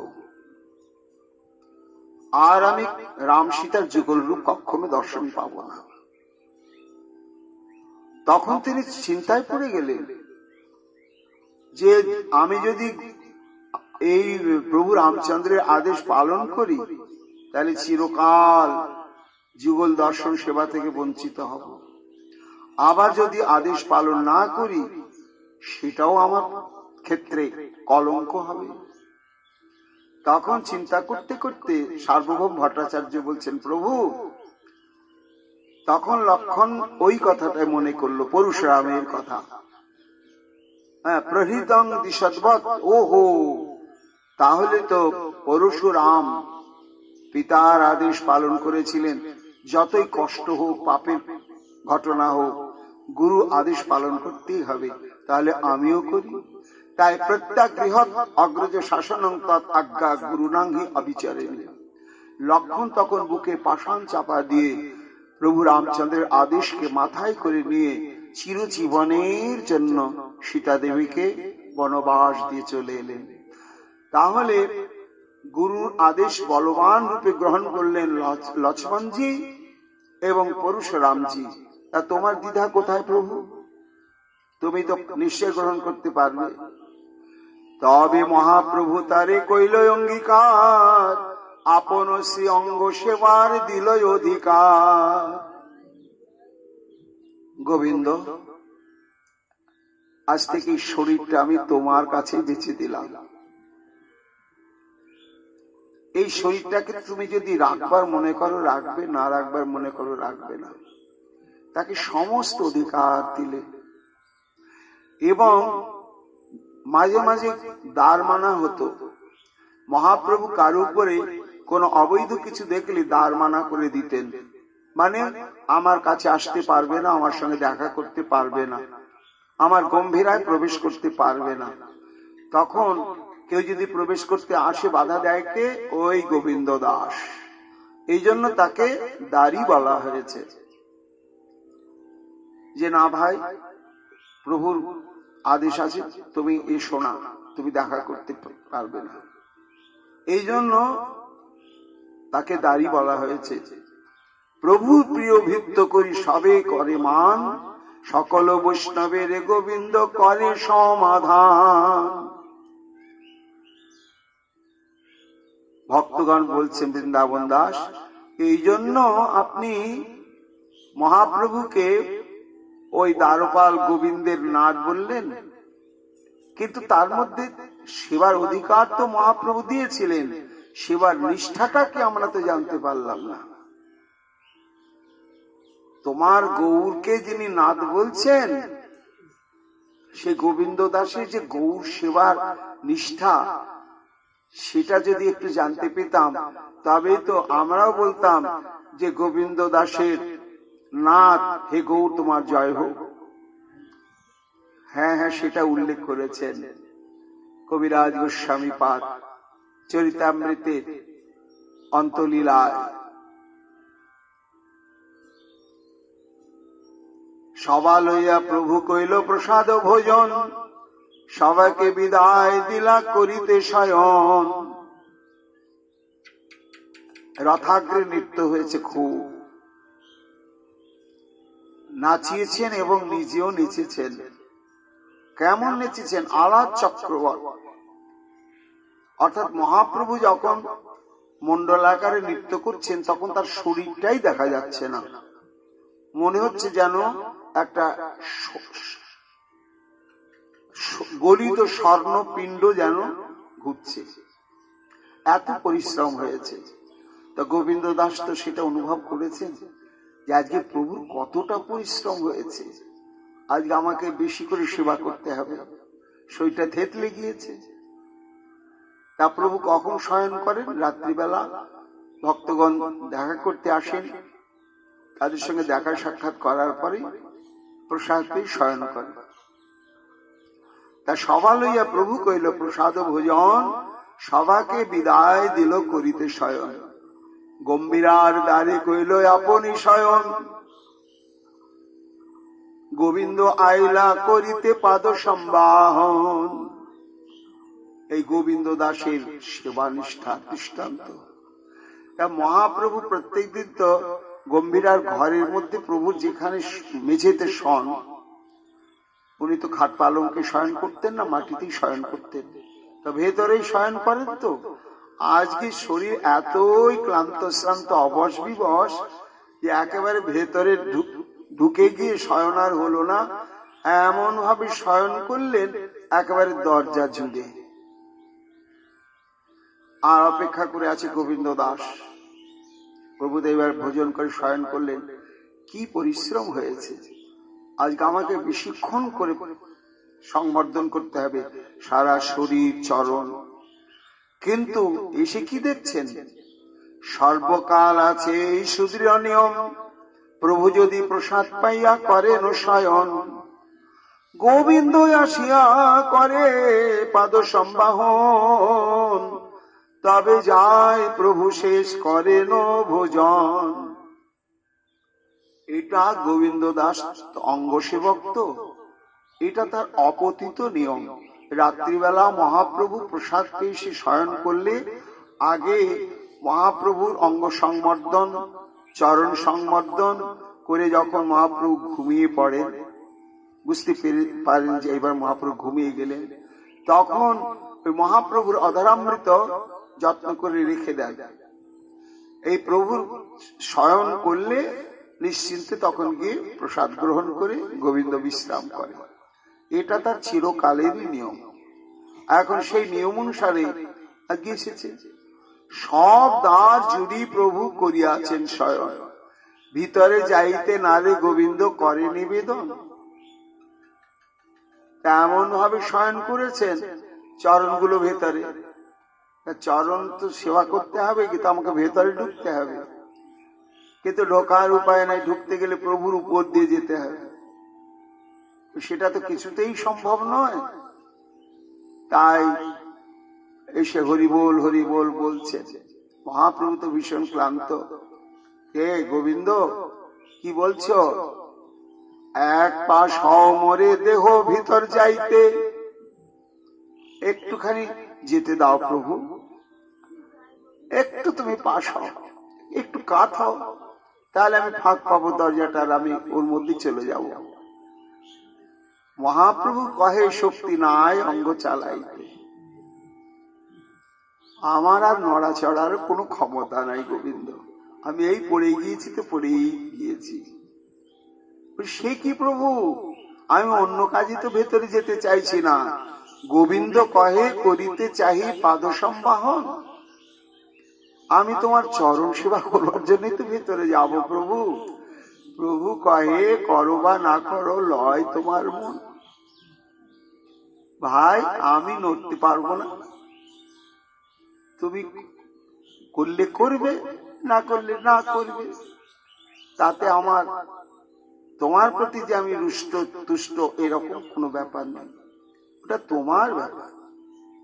কিন্তু আমি আর নড়তে চড়তেও পারবো না, এ পাশ ওপাশ হতেও পারবো না। গোবিন্দ দেখলেন সর্বনাশ, আজকেই তো প্রভুর চরণ সম্বাহনটা প্রয়োজন বেশি। তখন তবে গোবিন্দ বহির্বাস তার উপরে দিয়া, ভিতর ঘর গেলা মহাপ্রভুকে লঙ্ঘিয়া। একটা বহির্বাস মানে উড়নি ছিল চাদর, সেটি মহাপ্রভুর উপরে দিয়ে দিলে, দিয়ে একেবারে পাটা উপর দিয়ে ডিঙ্গিয়ে ভেতরে চলে গেলেন। মহাপ্রভু পরেই রয়েছেন। ভেতরে গিয়ে পাদ সম্বাহন করিল, পৃষ্ঠ কোটি চাপিল, আর মধুর মর্দনে প্রভুর পরিশ্রম গেল। গোবিন্দ গিয়ে ভেতরে, আর খুব এক্সপার্ট ছিল, মানে দক্ষ ছিল এই পাদ সম্বাহন ক্রিয়া। এমন ভাবে পা টিপে দিলেন, কোমরটা পিঠটা এমন ভাবে সেবা করে দিলেন, আর সঙ্গে সঙ্গে মহাপ্রভুর যত ক্লান্তি সব চলে গেল। গিয়ে সঙ্গে সঙ্গে একেবারে গাঢ় নিদ্রা এসে গেল। সুখে নিদ্রা হইল প্রভুর, গোবিন্দ চাপে অঙ্গ, দণ্ড দি বহি প্রভুর নিদ্রা হইল ভঙ্গ। এখন প্রভু তো ঘুমিয়ে পড়েছেন, আর চরণ সেবা করেই যাচ্ছেন, করেই যাচ্ছেন, করেই যাচ্ছেন। তা প্রভুর দণ্ড দুই মানে ঘন্টা দেড়েক কি ঘন্টা দিয়ে ঘুমানোর পরেই ঘুমটা ভেঙে গিয়েছে। গিয়ে দেখছেন আরে গোবিন্দ এখনো পা টিপছে, তো টিপছেই, এরকম তো নয়। প্রভু জানেন যে আমি যেই ঘুমিয়ে পড়ি গোবিন্দ চলে যায় প্রসাদ পাওয়ার জন্য, এটা মহাপ্রভু ভালোভাবে জানেন। কিন্তু আজকে দেখছি ব্যতিক্রম। গোবিন্দে দেখিয়া প্রভু বলে ক্রুদ্ধ হইয়া, উদ্যাপিও এতক্ষণ আশিস বসিয়া। গোবিন্দ এখনো তুমি বসে রয়েছ? আরে আমি ঘুমিয়ে গেলাম, ঘুমটা আমার পূর্ণ হয়ে গেল, আবার আমি জেগে উঠলাম, আর সেই থেকে তুমি এইভাবে বসেই রয়েছ আর এমনি করে পাদ সম্মান করছো। নিদ্রা হইলে কেন নাহি গেলা প্রসাদে খাইতে? আমি ঘুমিয়ে পড়লে তো তুমি প্রত্যেক দিন প্রসাদ পেতে চলে যাও, আজকে গেলে না কেন, যাওনি কেন? গোবিন্দ কহে দ্বারে শুইলা যাইতে নারী পথে। কি করে যাব প্রভু, তুমি দরজা যেতে এমন ভাবে শুয়ে আছো, আমার তার যাওয়ার উপায় নেই। যদি রাস্তা থাকতো আমি চলেই যেতাম, তুমি ঘুমিয়ে পড়েছো দেখেই তো আমার সুখ হচ্ছিল যে তুমি কি গভীর নিদ্রায় নিদ্রিত হয়েছো। আমার একটু ক্ষুধাও যে পায়নি তাও না, কিন্তু যাওয়ার তো পায়নি, এমন শয়ন করে রয়েছ। প্রভু কহে ভিতরে তবে আইলা কেমন? আরে বোকা, তা তুমি যখন ভেতরে ঢুকেছো, তা ঢুকেছো তো? হ্যাঁ প্রভু ঢুকেছি। তো যেমন করে ঢুকেছো অমনি করে তো বেরিয়ে যেতে পারতে, সেটা কেন গেলে না? প্রভু কহে ভেতরে তবে আইলা কেমনে? তৈছে কেন প্রসাদ লইতে না কইলে গমনে? গোবিন্দ কহে মনে আমার সেবা সে নিয়ম, অপরাধ হোক কিংবা নরকে গমন। এটা মনে মনে গোবিন্দ আর মহাপ্রভু কথার উত্তর দিলেন না। এটা তুমি বুঝবে না গৌর। কেন না, আমি তোমাকে যে লঙ্ঘন করে এসেছি, শাস্ত্র বলেছে যে ভগবান বা গুরুদেব বা কোনো বৈষ্ণব বা কোনো প্রভু সন্তান তাদের ব্যবহৃত কোনো দ্রব্যকে লঙ্ঘন করা যায় না, তাদের অঙ্গ প্রত্যঙ্গ লঙ্ঘন করা যায় না, এমনকি তাদের ছায়াকেও পর্যন্ত লঙ্ঘন করা যায় না, বলে ভয়ঙ্কর অপরাধ হয়ে যায়। এটা নিয়ম রয়েছে, শাস্ত্রে রয়েছে। কিন্তু তার উপরে বস্ত্র দিয়ে একেবারে তার উপরে পাটা দিয়ে ওপারে চলে গিয়েছে। কেন গিয়েছে? মহাপ্রভুর সেবার জন্য। আর এবার বেরোবে কেন না, নিজের ভোজনের জন্য। তাহলে আগেকার যে কর্মটি সেটি হচ্ছে কৃষ্ণ প্রীত্যার্থে বা মহাপ্রভুর প্রীত্যার্থে, আর পরের যে কর্মটি সেটা নিজের প্রয়োজনার্থে। এটাই মনে মনে বিচার করছে গোবিন্দ।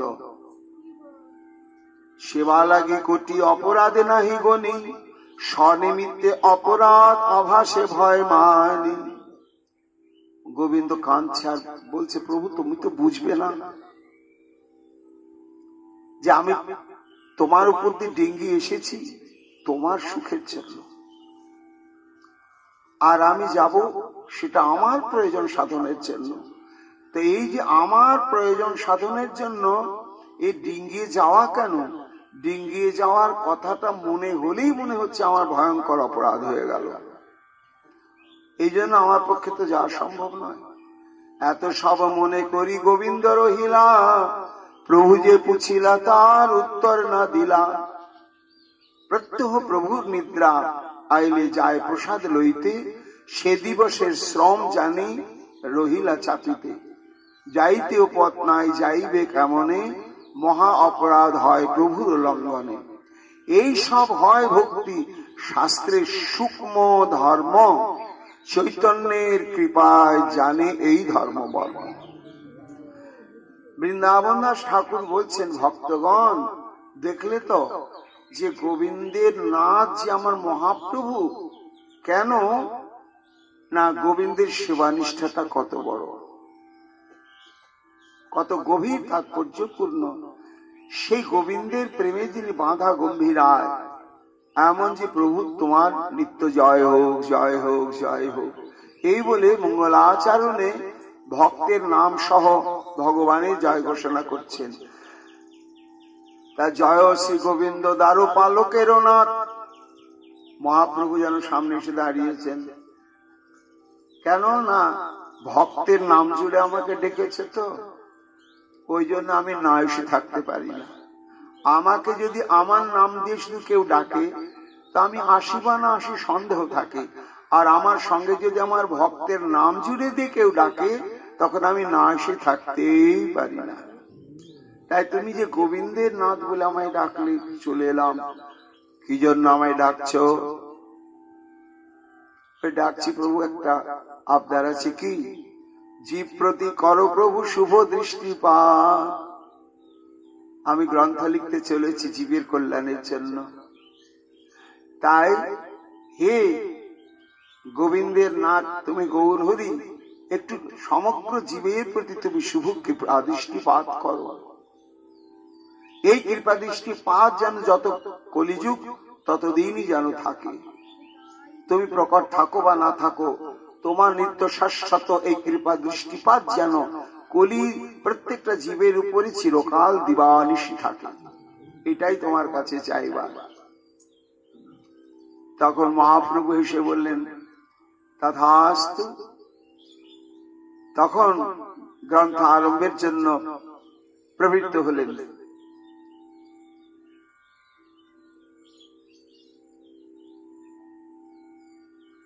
জয় জয় জগন্নাথ পুত্র বিপ্ররাজ, জয় হোক তোর যত শ্রীভক্ত সমাজ। জয় জয় কৃপা সিন্ধু কমল লোচন, হেন কৃপা কর তোর যশে রহু মন। মঙ্গলাচরণে মহাপ্রভুর কাছে প্রার্থনা করছেন, প্রভু আমি যেন তোমার গুণের কথা, তোমার মহিমার কথা, তোমার করুণার কথা আমি প্রাণ খুলে গাইতে পারি, এমন তুমি কৃপা শক্তি সঞ্চার করো। বৃন্দাবন দাস, তুমি কোন কথা বলতে চলেছ?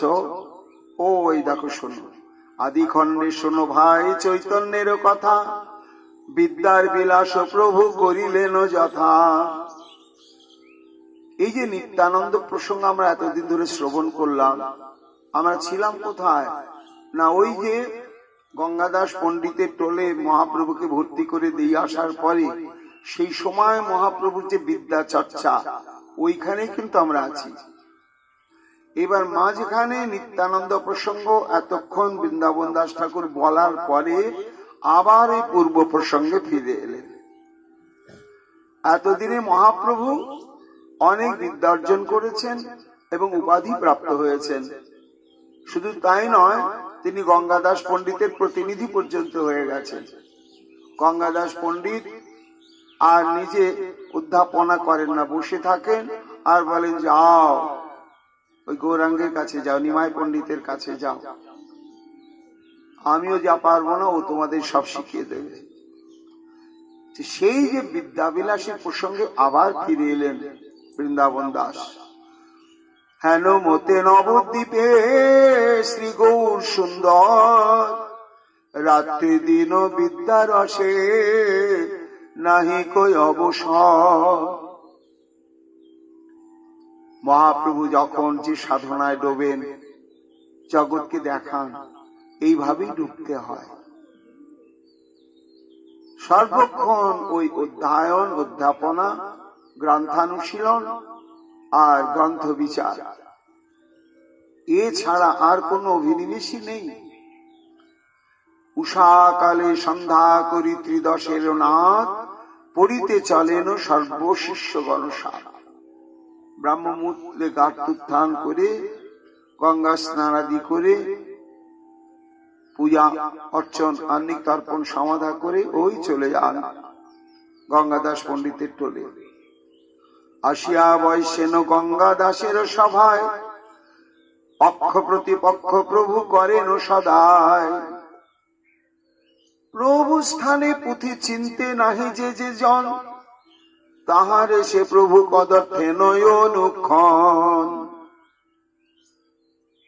এখন সবাই তো গঙ্গাদাস পণ্ডিতের বিদ্যালয়ে পড়াশোনা করে, তা এর মধ্যে কিছু কিছু শিষ্য বা ছাত্র রয়েছে, বলে আমরা ও নিমাই পণ্ডিতকে দেখিয়ে দিয়েছে অধ্যাপক মশাই, উনি তো আছেন, উনি তো পড়াচ্ছেন, তাও উনি যে আমাদের দিয়েছেন তাই নিয়ে থাকবো, আবার নিমাই পণ্ডিতের দিকে যাবো কেন? কেউ কেউ আপন ভাবেই থাকে। আর মহাপ্রভু ওটাই লক্ষ্য করে, আরে নিজে নিজেই সব গ্রন্থ নিয়ে কি অধ্যাপকের কাছে একটু শিখলো না শিখলো সব পড়ে রয়েছে, একটু কেউ আমার কাছে সে চর্চা করে না কেন? চর্চার বিষয় কি না, এখানে পড়ার বিষয়বস্তু হচ্ছে ব্যাকরণ। আর ব্যাকরণ অদ্ভুত একটি বিষয়, যার মধ্যে প্রচুর প্রচুর বহু ধরনের সিদ্ধান্তের সন্ধির, একই সন্ধি সাধারণ জ্ঞানে এই সন্ধি হয়, আবার বিশেষ বিশেষ ক্ষেত্রে ওই সন্ধিটা উল্টো পাল্টা হয়ে যায়। সমাস, কারক, বিভক্তি এই সমস্ত যোগেই তো শব্দ এবং ধাতুরূপ ইত্যাদি বাক্য নির্মাণ হয়। তা এই যে সমাস বিচার, সন্ধি বিচার, কারক বিভক্তি বিচার ইত্যাদি একটু বড় দুরূহ এবং ভীষণভাবে চর্চা করতে হয়। ওই পাশ করার মতন একটুখানি পড়ে নিলাম, আর ভাগ্যে ভালো হলো তো ওই কয়েকটাই প্রশ্ন এলো, কোন রকমে দিলাম আর উপাধিটা পেয়ে গেলাম। তখনকার দিনে এই ছিল না, একেবারে মৌলিক জ্ঞান অর্জন করতে হতো। আর মৌলিক জ্ঞান অর্জন করতে গেলে সেটা সবসময় অনুশীলন করতে হতো, অনুশীলন না করলে হবে না। এখন মহাপ্রভু দেখছেন সবাই তো পণ্ডিতের নির্দেশ মেনে আমার কাছে আসছে, এই মুরারিটাই আসে না। কি যে পড়ে, কি যে দেখে নেয়, আরে এটা চর্চা না করলে ভেতরে প্রবেশ করা যায় না। আরে তো হয়েই যেত মানুষ, কেন ডাক্তারি বই কিনে নি ডাক্তার হয়ে যেত, বই কিনে কিনে নি সব হয়ে যেত। তাহলে আবার স্কুল কলেজে গিয়ে পড়াশোনা করতে হয় কেন? না, দরকার আছে। বসিয়া পড়িয়া বৈশেন প্রভু পুঁথি চিন্তাইতে, যার যত গণ লইয়া বৈশে নানা ভিতে, না চিনতে মুরারি গুপ্ত পুঁথি প্রভু স্থানে, অতএব প্রভু কিছু চালেন তাহারে। প্রভুর ধ্যান ওই মুরারি গুপ্তের প্রতি। মুরারি গুপ্ত মহাপ্রভুর বন্ধু স্থানীয় বটে, কিন্তু বয়সে একটু অনেক বেশি, বয়সে বড় মহাপ্রভুর চাইতে, কিন্তু বন্ধু স্থানীয়। এখন দেখে মুরারি গুপ্ত তো একটু কারক সন্ধি বিভক্তি কি যে কি করছে না করছে একটু আমার কাছে আসেও না। হতে হতে তার দিকে একেবারে ধ্যান দিলেন। যোগপট্ট ছান্দে বস্ত্র করিয়া বন্ধন, বৈশেন সবার মধ্যে করি বিরাসন, চন্দনের শোভে উদ্ধতি লোক সুভাতি, মুকুতা গঞ্জয় দিব্য দর্শনের ভাতি, গৌরাঙ্গ সুন্দর বেশ মদন মোহন, 16 বৎসর প্রভু প্রথম যৌবন। 16 বছর বয়স হয়ে গিয়েছে মহাপ্রভু। বৃহস্পতি জিনিয়া পাণ্ডিত্য পরকাশ, স্বতন্ত্র যে পুঁথি চিনতে তারে করে হাস। প্রভু বলে ইতি আছে কোন বড় জন, আসিয়া খণ্ডক দেখি আমারও স্থাপন। সন্ধি কার্য না জানিয়া কোন কোন জনা, আপনে চিন্তায় পুঁথি প্রবোধে আপনা। আর এই ব্যাকরণের এই সমস্ত সূত্র সংক্রান্ত ব্যাপার এত বিচার্য বিষয় রয়েছে যে নিজে নিজে ওই 10-20টা গ্রন্থ দেখে দেখে দেখে দেখে সুসিদ্ধান্তে পৌঁছা যাবে না। এ জ্ঞানবৃদ্ধ কোন অধ্যাপকের আনুগত্য নিয়ে অনুশীলন করতে হবে, তবেই সেটি জানা যাবে। তা মহাপ্রভুর ইচ্ছা যে একটু আমার কাছে এসে দেখাশোনা করুক মুরারি গুপ্ত। আর মুরারি গুপ্ত বালাই নেই, শোনায় মুরারি গুপ্ত আতপটঙ্কার, না বলে কিছু কার্য করে আপনার। মুরারিও বুঝতে পারছে যে নিমা একটু চাইছে, আমি ওর কাছে গিয়ে বলে নিমাই সন্ধিটা একটু বুঝিয়ে দাও, কারক বিভক্তিটা বুঝিয়ে দাও। হ্যাঁ, আমি যাব না।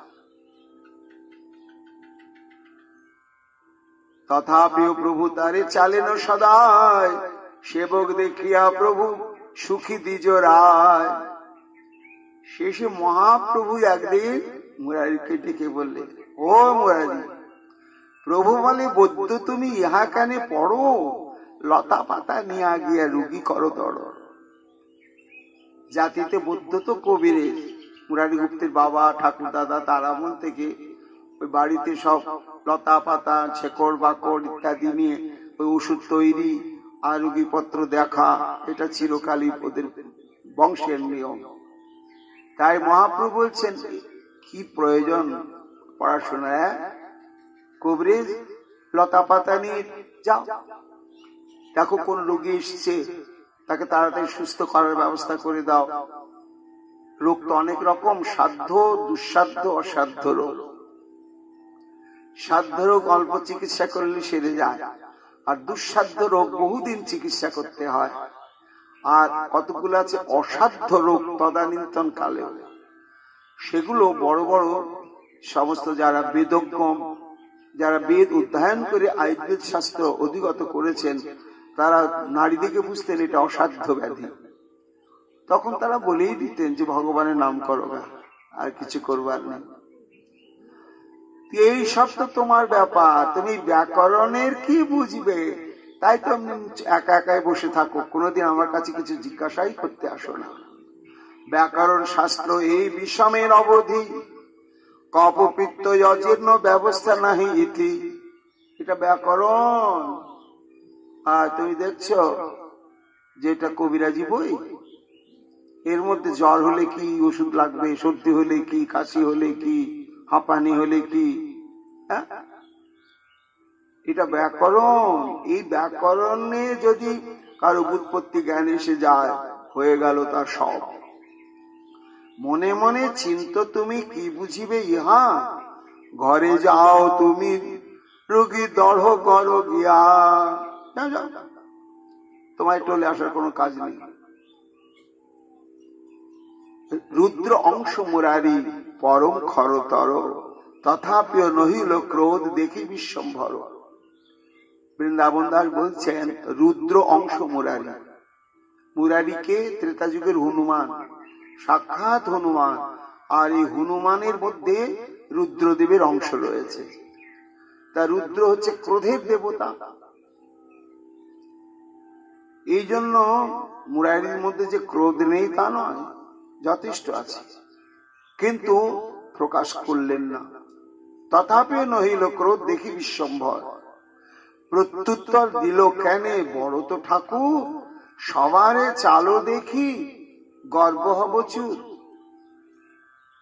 কি গো ঠাকুর, সবাইকে যদি খালি খুঁচাচ্ছ, তোমার কাছে কেউ একটু আসছে না, জিজ্ঞাসা করছে না, জানতে চাইছে না,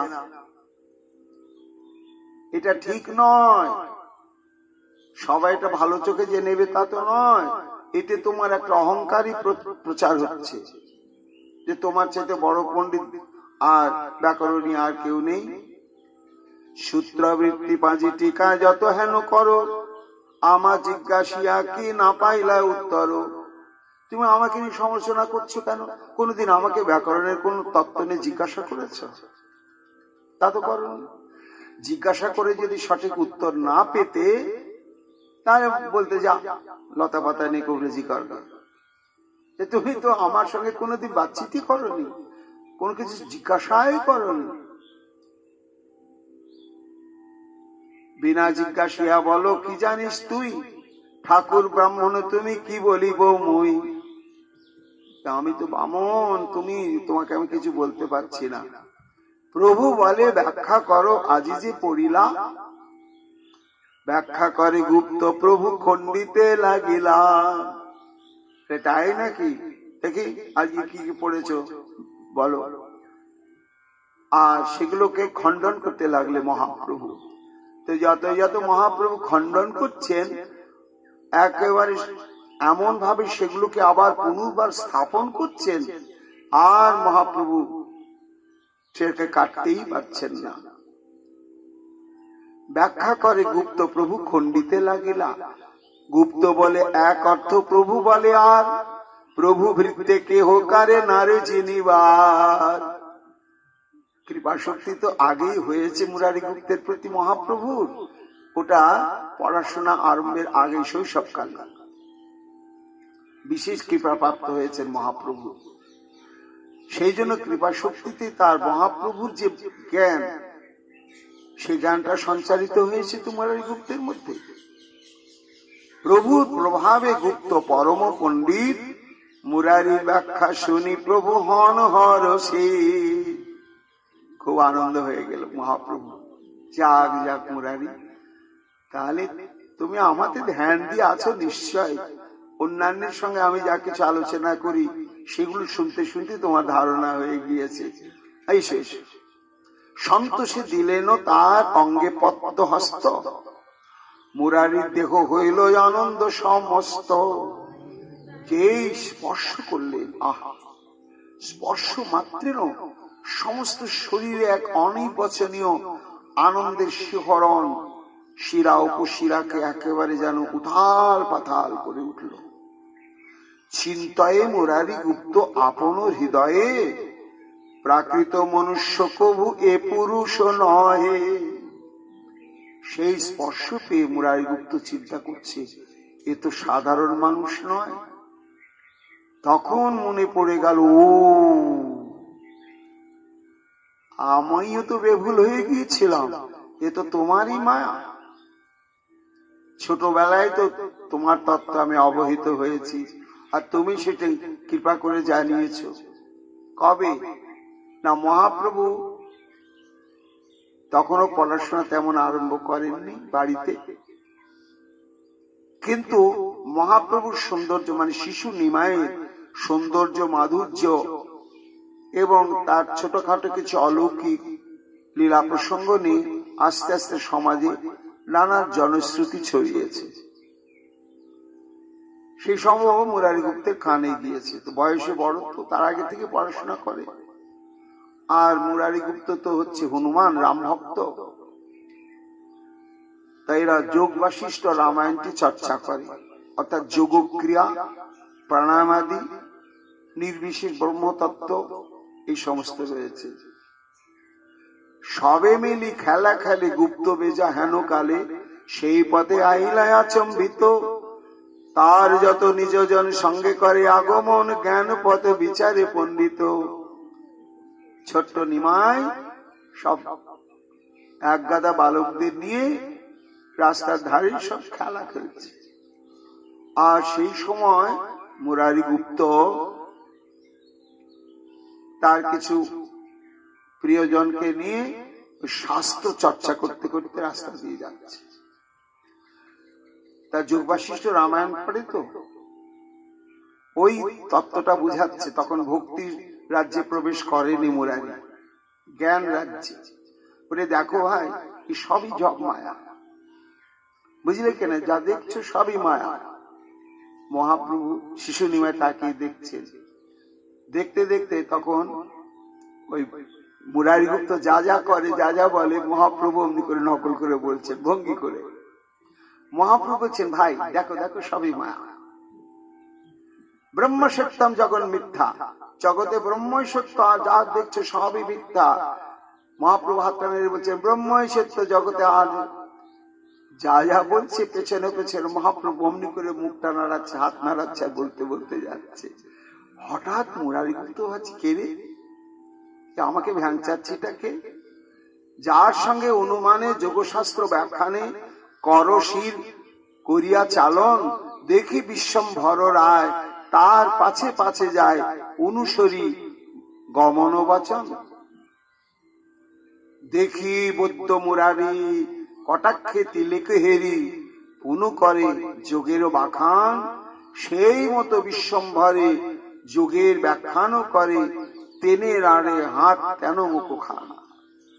একবার তাকালেন, ডেপো ছোড়া আলোচনার মধ্যে ডুবে আছেন। তো আবার সঙ্গীতের চলো ভাই, আবার তখন অষ্টাঙ্গ যোগ সাধনা বর্ণনা করছেন। আবার নিমাই ওই রকমই বলছে,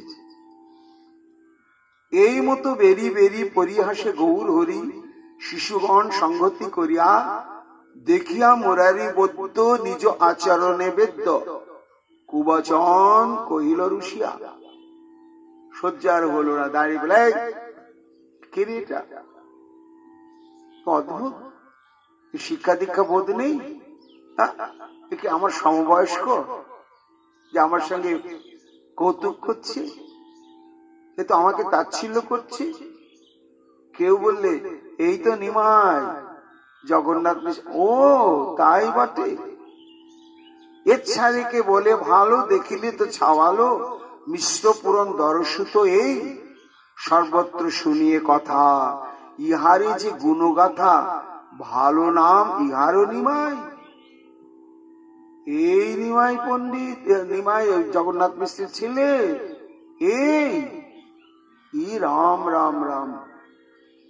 যতদিন সামনাসামনি হয়নি ততদিন আমার শ্রদ্ধা ছিল যে জগন্নাথ মিশ্র পুত্রের মতো পুত্র পেয়েছে, কিন্তু দেখছি উদ্ধত। আর এক্ষুনি এই বয়সেই এর স্বভাবটা এরকম হয়ে যাচ্ছে। এ যখন পরিণত বয়সে যাবে তখন যে কি করবে কে জানে। এই রকম মন্তব্য ছুড়ে দিল, আর কটমাট করে তাকালে নিমাইয়ের দিকে। ওই শোন শুনিয়া বাণী রুশিলা সে গৌরমণি, অনুগতে কৃপারে কারণ, ভ্রুকুটি বদন করি বলে বাক চাতুরি, জানাইব ভোজনের ক্ষণ। এমনি করে যে কটমট করে তাকিয়েছে, আর নিমাই কটমট করে তাকিয়েছে, কি আমাকে এমনি করছো? খেতে বসবে তখন আমি দেখাবো তোমার। দুপুরে যখন খেতে বসবে তখন আমি তোমাকে দেখাবো বলে মহাপ্রভু তো চলে গেলেন শিশু।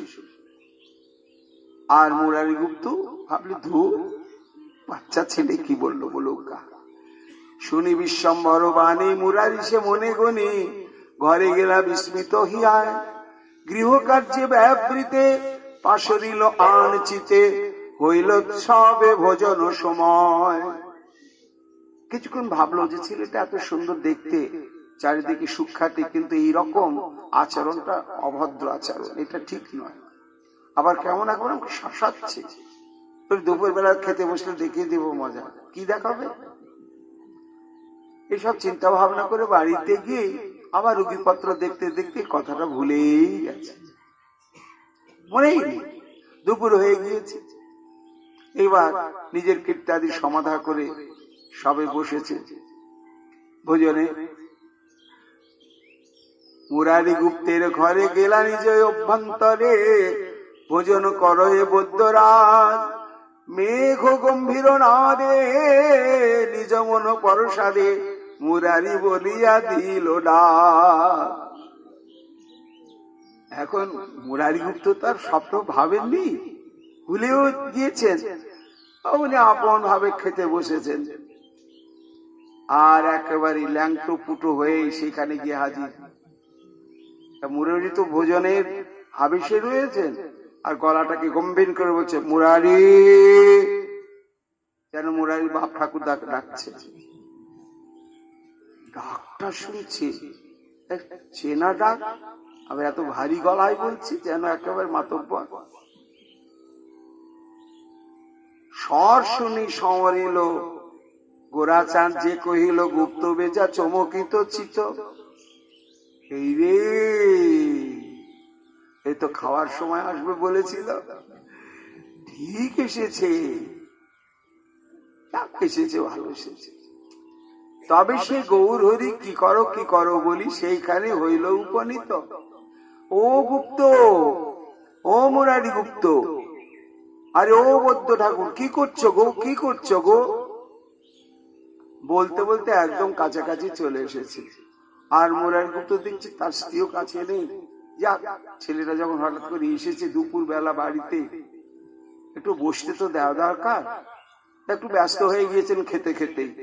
আর নিমাই বলছে, তরস্ত না হও তুমি, এইখানে আছি আমি, ভোজন করহ বাণী বইল, তোমার কোনো চিন্তা নাই, ব্যস্ত হয়ে না আমার জন্য, আমি এইখানে আছি, এখানেই থাকছি, তুমি খাও, তুমি খাও, তুমি ভোজন কর। বুঝতে পারেনি যে ভোজন করতে নিয়েছে। মধ্যাহ্ন ভোজন বেলা ধীরে ধীরে নিওয়ারে গেলা, থালা ভরিয়ে মুত মুতিল নিতাই গৌর হরি। এখন একেবারে থালার সামনে গিয়ে হিসি করতে আরম্ভ করেছে। আর তো থালার মধ্যেই পড়ছে। মুরারি গুপ্ত তো একেবারে কি বলি ছিছি করি উঠি না সে মুরারি, করতালি দিয়া বলে গোরা, ভক্তি পথ ছাড়িয়া করশির নাড়িয়া, যোগ বলো এই অভিপারা। এই সর্বং খল্লিদং ব্রহ্ম, সবই ব্রহ্ম, তাহলে তোমার অন্নটা ব্রহ্ম আর আমার পেচ্ছাপটা ব্রহ্ম হবে না কেন? তাই সবই তুমি এক, সবই তুমি এক, সবই তুমি এক। ও লোককে বুঝাবার জন্য বলো, আর নিজে মানো না, নিজে ব্যবহার করো, ব্যবহারিক জীবনে সেটা তুমি প্রতিপালন করো না। এই রকম তুমি বলে গম্ভীর হয়ে গেলেন ওই বিবসন অবস্থাতে। ছোট্ট নিমাই জ্ঞান কর্ম উপেক্ষিয়া কৃষ্ণ ভজ মন দিয়া, রসিক বিদগ্ধ চিদানন্দ, ভৌতিকে যাহারে দৃষ্টি ও নহে ভজন পুষ্টি, নাহি বোঝ বুঝি অতি মন্দ। শোনো মুরারি, ভক্তি হচ্ছে সর্বশ্রেষ্ঠ। যদি তোমার ভিতরে কিছু পারমার্থিক চেতনা থাকে, তাহলে তুমি ভক্তির কথা বলো, ভক্তির পথে নিজের জীবনকে প্রতিষ্ঠিত করো। এ যুগে জ্ঞানের কথা চলবে না। জ্ঞান সেটি হচ্ছে একটা বিধির মধ্যে। মানুষ ব্যবহারিক জীবনে সর্বং খল্লিদং ব্রহ্ম, পবিত্র অপবিত্র সবার মধ্যে ব্রহ্ম দর্শন অনুভব, তার সঙ্গে তদনুরূপ ব্যবহার করা সম্ভব নয়। এই তত্ত্বটি ওই শৈশব অবস্থায় মুরারিকে জানিয়ে দিলে। ইহা বলি গৌরমণি কতি গেলা নাহি জানে, বলি আর নেই সামনে। তখন মুরারি ধাঁধায় পড়ে গেলেন, স্বপ্ন দেখলাম না সত্যি সত্যি এলো? এই যে কথাগুলো বলল, মনে অনুমানে এ তো কভু নহে আনে, সত্য প্রভু সচিরত নয়।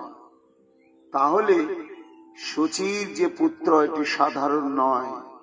এত অনুমান করি তবে সেই মুরারি আস্তে ব্যতে চলিলা সত্তর, চলিতে না পারে থে অতি আনন্দিত চিতে, গেলা যথা মিশ্র পুরন্দর।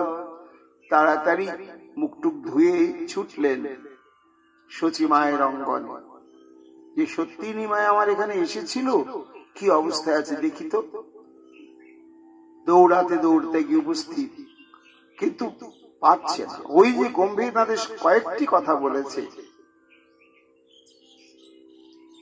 যে জ্ঞান কর্ম যোগ ধর্মে কৃষ্ণ নহে বশ, কৃষ্ণ বশ হেতু এক প্রেম ভক্তি রস। এই কথাগুলি কানে বাজছে। ভাবে কত কত স্থির হইতে নারে পড়িয়া চরণ তলে পুনু পুনু করে পরনাম, দেখিয়া সে বিশ্বম্ভর মায়ের কোল ভিতর, প্রবেশিল যেহেন অজ্ঞান। প্রণাম করতে যাই নিয়েছে শিশু, নিমাই তো শিশু, আমাকে দেখো প্রণাম করছে কেন বলে মায়ের কোলে গিয়ে একেবারে আঁচলতে মুখ ঢেকে বসে থাকে। বালক লালিছ কাছে ইহা তো জানিবে পাছে, তোর সম নাহি ভাগ্যবান। সচি বলছেন, আহা মুরারি, তুমি বয়সে বড়, আমার নিমুকে এমনকে প্রণাম করছো কেন? বলে, মা কে সাধারণ শিশু, তার সমান নাই, তোমার সম ভাগ্যবান কেউ নেই। সম্বরী রাখিও মনে এই মোর বচনে, এই গৌর সেই ভগবান। সেই মুরারির কথা মনে পড়ে গেল। মহাপ্রভু যখন স্পর্শ করলেন সন্তুষ্ট হয়ে, তর্কে মুরারি জিতে গিয়েছেন গঙ্গাদাস পণ্ডিতের টোলের মধ্যে, এত আনন্দ মহাপ্রভু স্পর্শ করেছেন। সেই অপ্রাকৃত চিন্ময় স্পর্শের সুখ মুরারি আর কিছুতেই ভুলতে পারছেন না। বারবার মনে হচ্ছে এ তো সাধারণ নয়, এমনও পাণ্ডিত্য কি বা মনুষ্যের হয়? হস্ত স্পর্শে দেহ হইল পরানন্দময়। চিন্তিলে ইহার স্থানে কিছু লাজ নাই, চিন্তিলে কুবুদ্ধি সর্ব নবদ্বীপে নাই। সন্তোষিত হইয়া বলেন বৌদ্ধভর, চিত্তিব তোমার স্থানে শোনো বিশ্বম্ভর। বৃন্দাবন দাস বলছেন, তখন মুরারি গুপ্ত বললেন, নিমাই, আজ থেকে আমি তোমার কাছে সমস্ত অনুশীলন করব। ঠাকুরের সেবকে হেন মতে করি রঙ্গে, গঙ্গা স্নানে চলিলেন হইয়া সব সঙ্গে।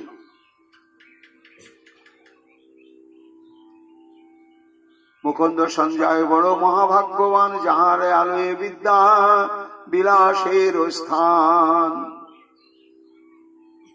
এই মতো বৈকুণ্ঠ নায়ক বিদ্যা রসে ক্রীড়া করে, চিনিতে না পারে কোন জনে।